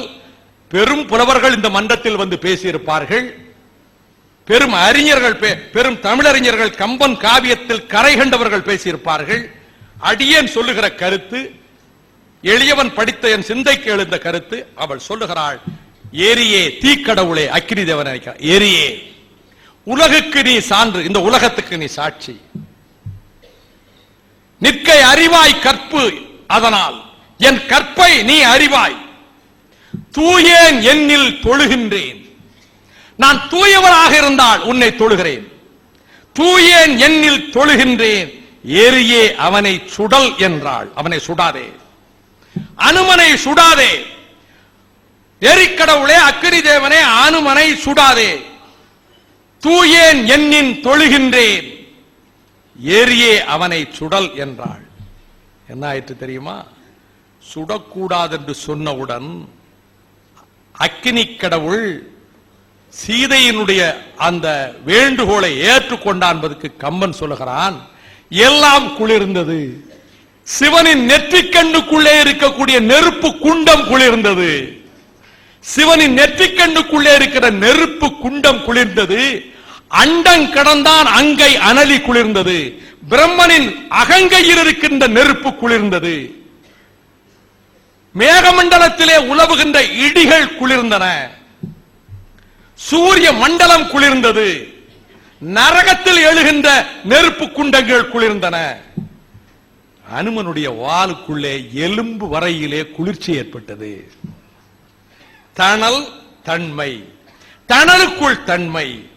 அவளுடைய கற்பரசையினுடைய ஆணை கேட்டு குளிர்ந்தது. இவளுக்கு குளிர்ந்ததே தவிர இவன் இலங்கை பூரா தாவி தாவி நெருப்பு வைக்கிறான்.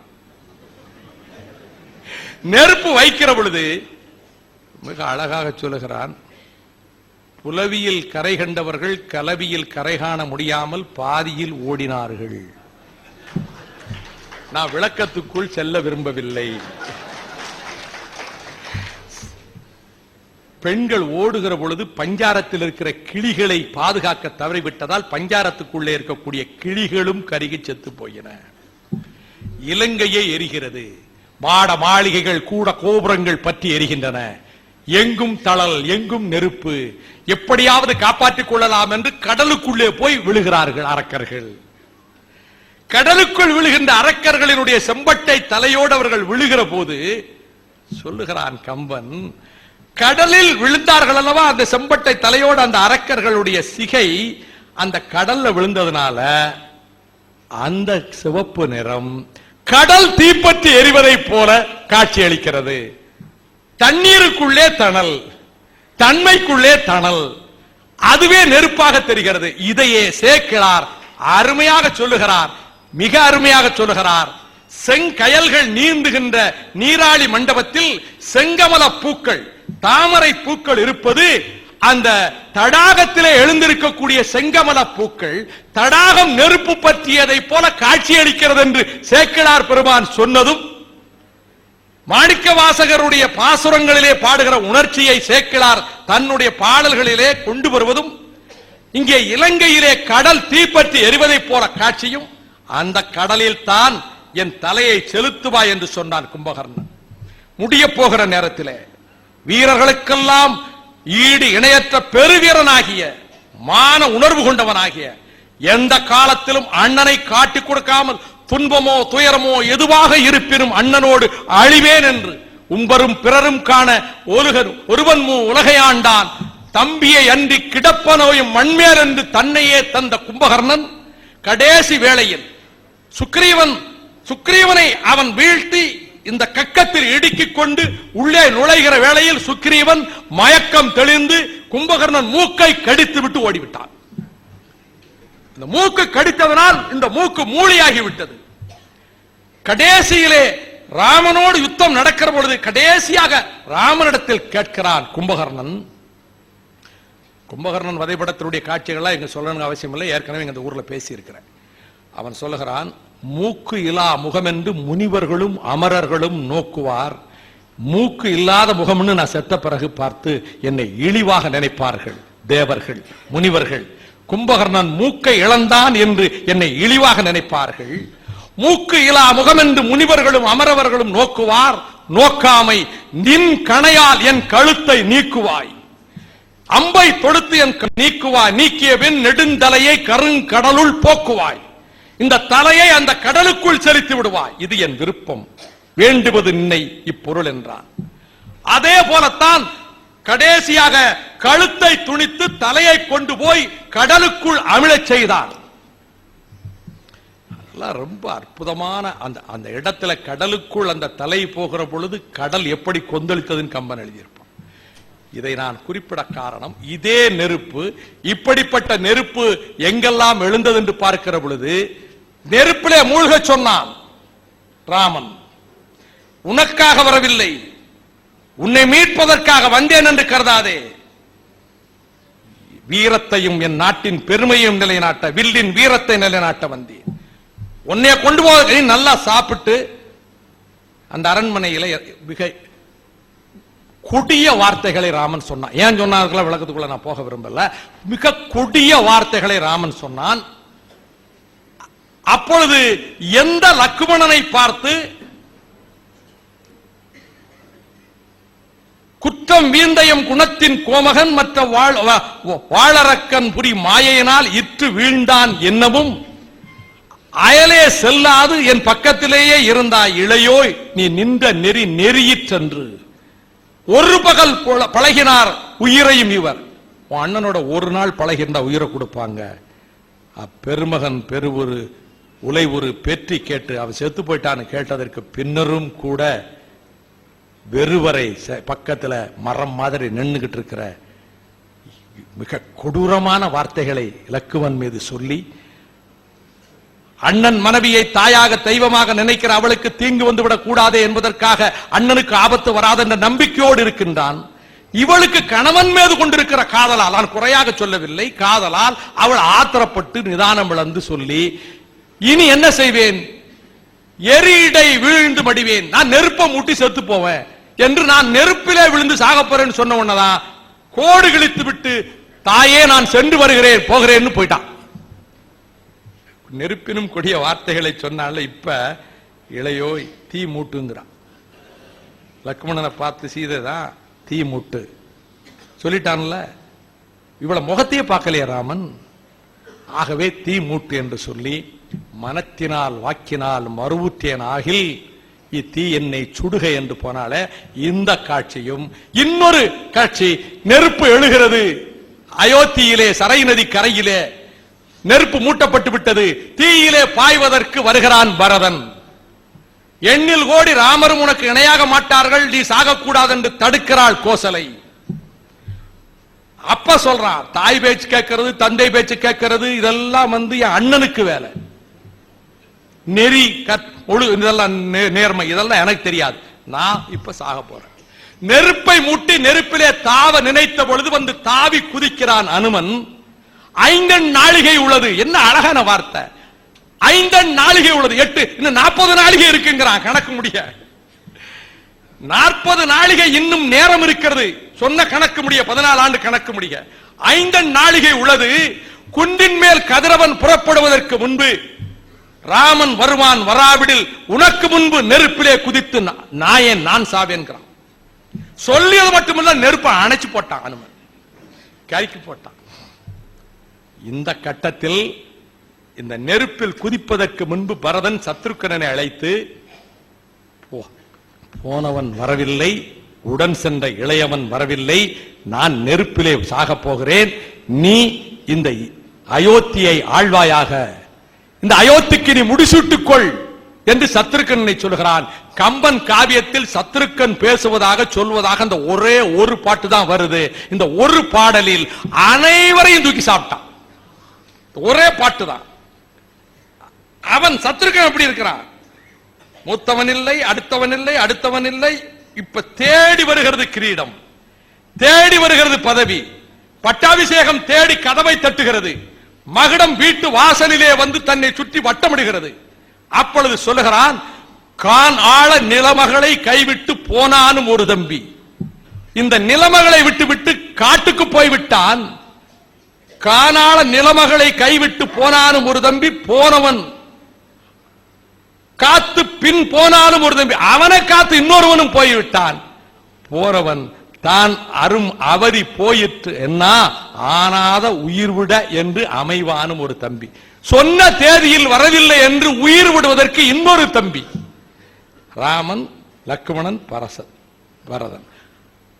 ஆனாத உயிர் விட என்று அமைவானும் ஒரு தம்பி அயலே நாணாது, வெக்கமே கொஞ்சம் கூட இல்லாம அயலே நாணாது யானாம் அரசாழ்வேன், யானாம் அரசாழ்வேன் என்னே இவ்வரசாட்சி இனிதே அம்மா. வெக்கம் மானம் சூடு சோரணை எதுவும் இல்லாம நான் போய் இந்த அரசு ஆள்வதா? எப்படிப்பட்ட அரசம்மா? மன்னர் காலத்தில், சக்கரவர்த்திகள் காலத்தில், இதிகாச காலத்தில் தேடி வரும் மணிமகுடத்தை தரிக்க மாட்டேன், ஓடும் செம்பனும் ஒக்கவே நோக்குவார்னு சொன்னார்களே, இந்த மனோபாவத்தோடு இருந்த அந்த காட்சி, ஆக இலங்கையிலே நடைபெற்ற அந்த காட்சி, ஆக தணல் எழுந்த பொழுது இந்த செய்திகள் சொல்லப்படுகிற அதை போலத்தான் நான் இதே தேதியில் கலீல் கிப்ரான் பிறந்த இதே தேதியிலே தான் ஜோன் ஆஃப் ஆர்க் பிறந்தாள். கலீல் கிப்ரான் பிறந்த அதே தேதியில் தான் 1412 வருடம் ஜனவரி 6 பிரெஞ்சு தேசத்தில் ஜோன் ஆஃப் ஆர்க் பிறந்தாள். பெரும் படைகளை திரட்டி அவளே படைக்கு தலைமை தாங்கி பிரிட்டிஷ் படைகளை சிதறடித்து வெற்றி கண்டாள். ஆங்கிலேய படைகளை எதிர்த்து வெற்றி பெற்ற அந்த வீரமங்கை ஜோன் ஆஃப் ஆர்க் ஒரு யுத்தத்தில் மண்ணை காக்க முன்வராமல் காட்டி கொடுத்து வெள்ளையர் பக்கம் ஓடிய ஒரு துரோகி, பின்னர் பொய் குற்றச்சாட்டுக்களை சொல்லி இவள் சூனியக்காரி என்று சொல்லி, இவள் மத நம்பிக்கைகளுக்கு விரோதமானவள் என்று சொல்லி அதே ஜோன் பார்க்கை குற்றவாளி கொண்டு நிறுத்தி மரண தண்டனை கொடுத்து உயிரோடு எரிப்பதற்கு தீர்ப்பளித்தார்கள். 1431 மே மாதம் 30 அந்த மரண தண்டனை நிறைவேற்றப்பட்டது. அந்த மரண தண்டனை நிறைவேற்றப்பட்டது. உயிரோடு மரத்தில் கட்டி வைத்து கீழே மரக்கட்டைகளை அடுக்கி நெருப்பு வைத்தார்கள். நெருப்பு வைக்கிற பொழுது இன்னும் சற்று நேரத்தில் நெருப்பு எரிய போகிறது ஜோன் ஆஃப் ஆர்க் சொன்னாள். அவள் நான் பகைவரின் ஆயுதத்தால் சாகவில்லை, வீரன் கை வாளால் சாகவில்லை, பாம்பு கடித்து சாகவில்லை, மேகமண்டலத்திலே இருந்து இடி விழுந்து சாகவில்லை, மாட மாளிகைகள் நொறுங்கி சாகவில்லை, ஈழை கட்டி இருமி சாகவில்லை, நோய் வந்து சாகவில்லை, என்னை உயிரோடு எரிக்கிறார்கள். இதோ நான் சாகப் போகிறேன். நட்பை உயர்வாக மதித்தேன், அதை உணர்ந்து கொள்ளாதவர்கள்.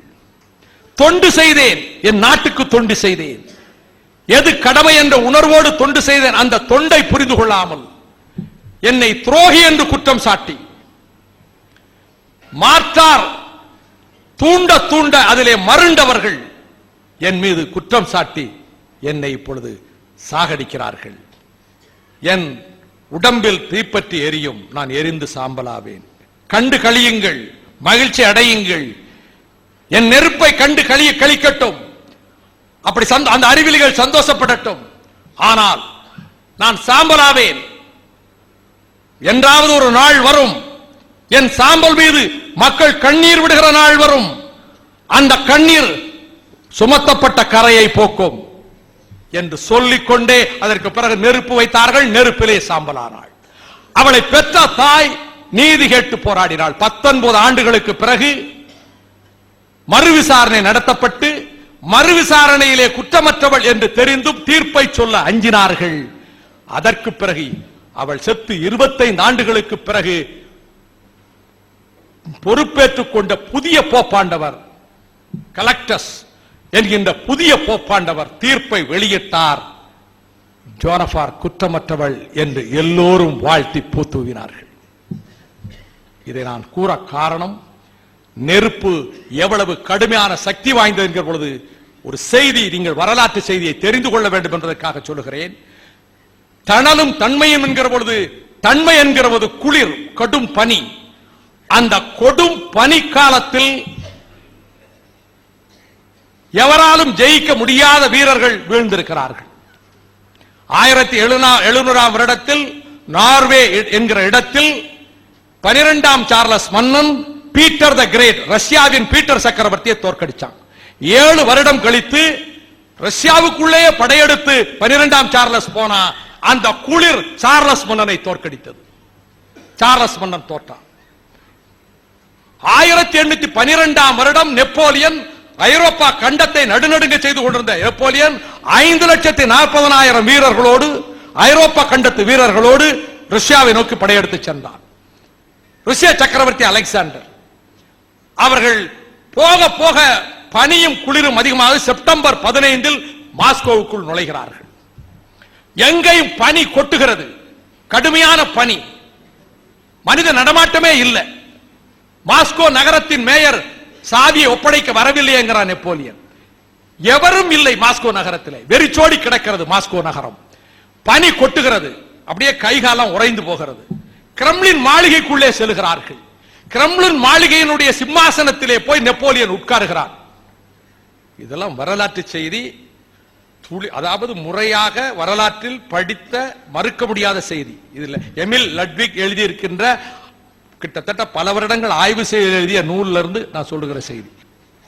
உட்கார்றான், ஜனங்களே இல்ல, பக்கத்து ஊர் குடியானவர்களை வைத்து உணவுக்கு வழி இல்ல, சாப்பாட்டுக்கு வழி இல்ல, என்ன செய்ய நினைக்கிற பொழுது ஜன்னல் வழியாக பார்க்கிறான். திடீரென்று நெருப்பு தெரிகிறது. என்னவென்று பார்த்தால் எங்கும் நெருப்பு தெரிகிறது. அடுத்த ஜன்னலை பார்க்கிறான், எங்கும் நெருப்பு தெரிகிறது. மாஸ்கோ நகரம் பற்றி எரிகிறது. எல்லா மாளிகைகளும் பற்றி எரிகின்றன. எல்லா மாளிகைகளும் பற்றி எரிகிற போது தளபதிகள் ஓடி வருகிறார்கள். சக்கரவர்த்தி அவர்களே, உடனே இங்கிருந்து வெளியே போய்விட வேண்டும் என்கிறார்கள். கிரெம்ளின் எரிகிறது. அங்கே கண்ணி வெடிகளை வைத்து அந்த கிரெம்ளின்ல மைன்ஸ் வைத்து அங்க தீ வச்சிட்டாங்க. மொத்த மாளிகையும் எரிகிறது. உயிர் தப்பி வருகிறார் நெப்போலியன். பிடிபடுகிற ஒருவனை சித்திரவதை செய்து கேட்கிறார்கள், இந்த மாளிகையில் நெப்போலியன் உள்ளே இருக்கிற பொழுது நெருப்பு வைக்க சொல்லி எனக்குத்தான் உத்தரவிட்டார்கள் என்று. அவனை கண்டதுண்டமாக வெட்டி போடுகிறார்கள். எந்த வழி, எந்த தெருவில் போவதென்று நெப்போலியனுக்கு தெரியல. நெருப்பு சுழல்களுக்கு மத்தியிலே இருந்தவனை மீட்டுக் கொண்டு வருகிறார்கள். 3,50,000 வீரர்களை இழந்தான். 1,70,000 பேர் கிட்டத்தட்ட இறந்து போனார்கள். 1,70,000 பேர் ஆங்காங்கு சிறை பிடிக்கப்பட்டார்கள். வீழ்ச்சிக்கே காரணம் தன்மை என்று கருதிய பணியில் தணலாக நெருப்பு பகைவர்கள் அழிய வேண்டும் என்று வைத்த நெருப்பு அழித்தது. ஜோனபார்க்கினுடைய நீதியை சொன்னேன். நான் இவ்வளவு செய்திகளை சொன்னாலும் தமிழர்களின் ஜீவகாப்பியமான அந்த சிலப்பதிகாரத்தினுடைய இறுதி கட்டத்திற்கு முன்பு, வஞ்சி காண்டத்துக்கு முன்பு மதுரை காண்டத்தில் மதுரை எரிந்தது, நான்மாட கூடல் எரிந்தது. நான்மாட கூடல் எரிய என்ன காரணம்? அதையும் இளங்கோ சொல்லுகிறார்.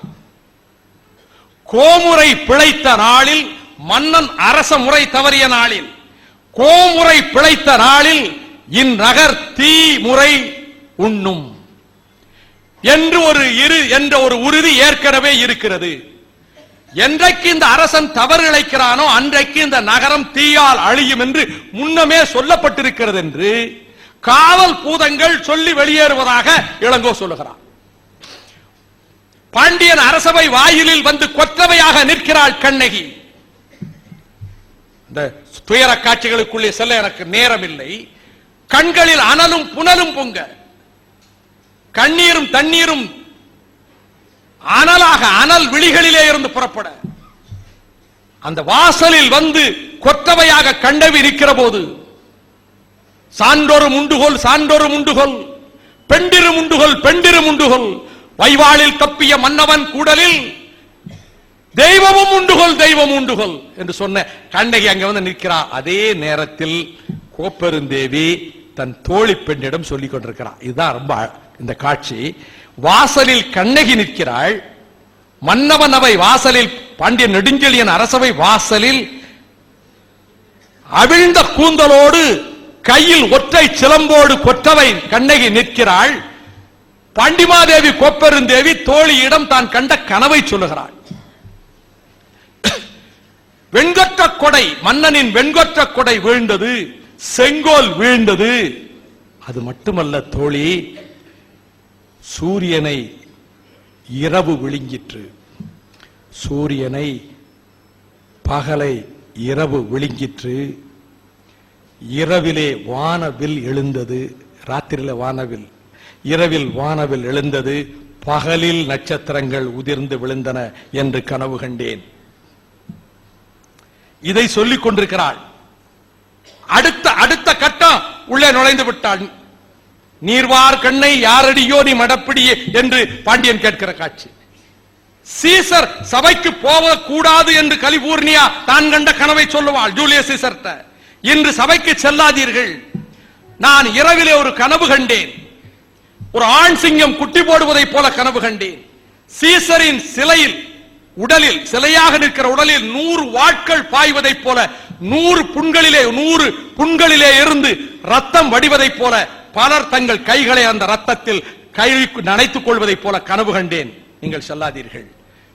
பயமுறியாத சீசர் சொல்லுகிறான், கோழை 100 முறை சாகிறான், வீரன் 1 முறை சாகிறான். நான் சொன்ன வீரனுக்கு ஒரு முறை கூட சாகிறது இல்லை, அவனுக்கு தான் மரணமே கிடையாது, மரணத்தை வெல்பவர்கள் அல்லவா. இருந்தும் மனைவியின் வேதனையை போக்க இன்னைக்கு நான் போகலன்னு சொல்லிடுறான். அப்பொழுதுதான் காசியஸ் அனுப்பிய இன்னொரு கயவன் வந்து, இந்த கனவுக்காகவா நீங்க போகல, மீண்டும் ரோமாபுரி புதிய எழுச்சி பெறப்போவதுதான் இந்த கனவின் அடையாளம். சீசர் மனைவி கண்ட கனவின் காரணத்தினால் பயந்து கொண்டு வரவில்லை என்று உங்களை எள்ளி நகையாட மாட்டார்களா? கலிபோர்னியா எப்பொழுது நல்ல கனவு காண்பாள், எப்பொழுது நீங்கள் வரப்போகிறீர்கள் என்று கேள்வி பேச மாட்டார்களா என்று சொன்ன பிறகு சீசர் இந்த எளிச்சொல்லுக்கு ஆளாக மாட்டேன்னு போனா, பிறகு செனட் சபையிலே அவன் கொலை செய்யப்பட்டான். அது வேற.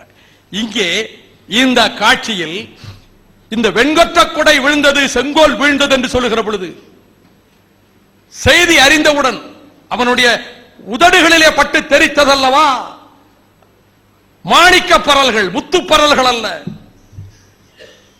யானோ அரசன் யானே கள்வன் என்று வீழ்ந்தானே. நெருப்பு பற்றி எரிவதற்கு முன்பு தெருவுக்கு வருகிறாள் கண்ணகி. ஏன்னா சில பேர் புதிய விளக்கம் சொல்ல ஆரம்பிச்சிருக்காங்க. நான் கருத்து சொல்லுகிற சுதந்திரம் உண்டு, அதற்காக கண்ணகியை பழித்து இளங்கோவை பழித்து இது ஆணாதிக்க சமுதாயம் என்றெல்லாம் சொல்வதெல்லாம் ஏற்க முடியாது. 2000 ஆண்டுகளுக்கு முன்னால் கணிகையர் குலத்திலே பிறந்த பெண்ணை, மாதவியை கற்பினுக்கு அரசியாக காட்டியவன் இளங்கோ. அடிகள் முன்னர் யானடி வீழ்ந்தேன் என்ற கவிதையை தந்தவன் இளங்கோ. தேரான் தெளிவும் தெளிந்தான்கண் ஐயுறவும் தீராய் இடும்பை தரும் என்றான் வள்ளுவன். தெளிந்ததற்கு பிறகு ஐயம் கொண்டான் மாதவி இடத்திலே. அவள் குலத்திலே பிறந்ததனாலே ஐயம் கொண்டான். அதனாலேயே அவள் முதல் கடிதம் காதல் கடிதம் அனுப்பிவிட்டு 2வது கடிதம் இரவு நேரத்திலேயே காவிரி பூம்பட்டினத்திலே இருந்து கோவலனும் கண்ணகியும் போய்விட்டார்கள் என்று அறிந்து, உங்கள் காலில் விழுகிறேன், கணவனாக காதலனாக அல்ல, அடிகளே உங்கள் காலில் விழுகிறேன். வடியா கிளவி மனக்கோளல் வேண்டும், குறவர் பணியன்றியும் குலப்பிற பாட்டியோடு இரவிடை கழிதற்கு என் பிழைப்பு அறியாது கையறு நெஞ்சம் கடியல் வேண்டும் என்று சொன்னார். அப்படிப்பட்ட அது ஆணாதிக்க சமுதாயம், அன்றைக்கு இருந்த சமுதாயம். ஆயினும் கண்ணகி பெருந்தேவி எப்படி மதுரையை எரிக்கலாம் என்கிறார்கள். என்ன செய்தி அதிலே? நீதி தவறக்கூடாது. அப்ப கண்ணகி சொல்லுகிறார், மதுரை மக்களை பார்த்து சொல்லுகிறாள், எனக்கு இவ்வளவு பெரிய தீங்கு நேர்ந்தது, அதனால் நான் இந்த தீயை வைக்க வேண்டிய அவசியம் ஏற்பட்டது. அழைக்கிறாள் அக்கினி கடவுள். சீதை அழைத்ததனால் அக்கினி கடவுள் அங்கு வந்தான் என்றால் இங்கே அக்கினி கடவுள் வருகிறான். சிலப்பதிகாரத்திலே கேட்கிறார், யாரையெல்லாம் நான் விட்டுவிட வேண்டும், யார் பிழைப்பது? பார்ப்பனர், பசு, பெண்டிர், மூத்தோர், குளவி, சான்றோர், இவர்களை எல்லாம் விட்டு தீத்திரத்தார் பக்கமே சார்க, தீயவர்களை மட்டும் சுடு என்று கண்ணகி பெருந்தேவி இந்த சிலப்பதிகாரத்திலே கூடல் நகர் எரிந்ததென்றால் இந்த செய்தியை வஞ்சி காண்டம் எழுதி, மதுரை காண்டம் எழுதி, இந்த வழக்குரை காதைய மின்னல் வேகத்திலே இளங்கோ கொண்டு போகிறார். அந்த காட்சி அமைக்கிறதுல ஏன் நெருப்பு வைக்கிறார்கள்? இதைத்தான் யோசிக்க வேண்டும் தமிழர்கள்.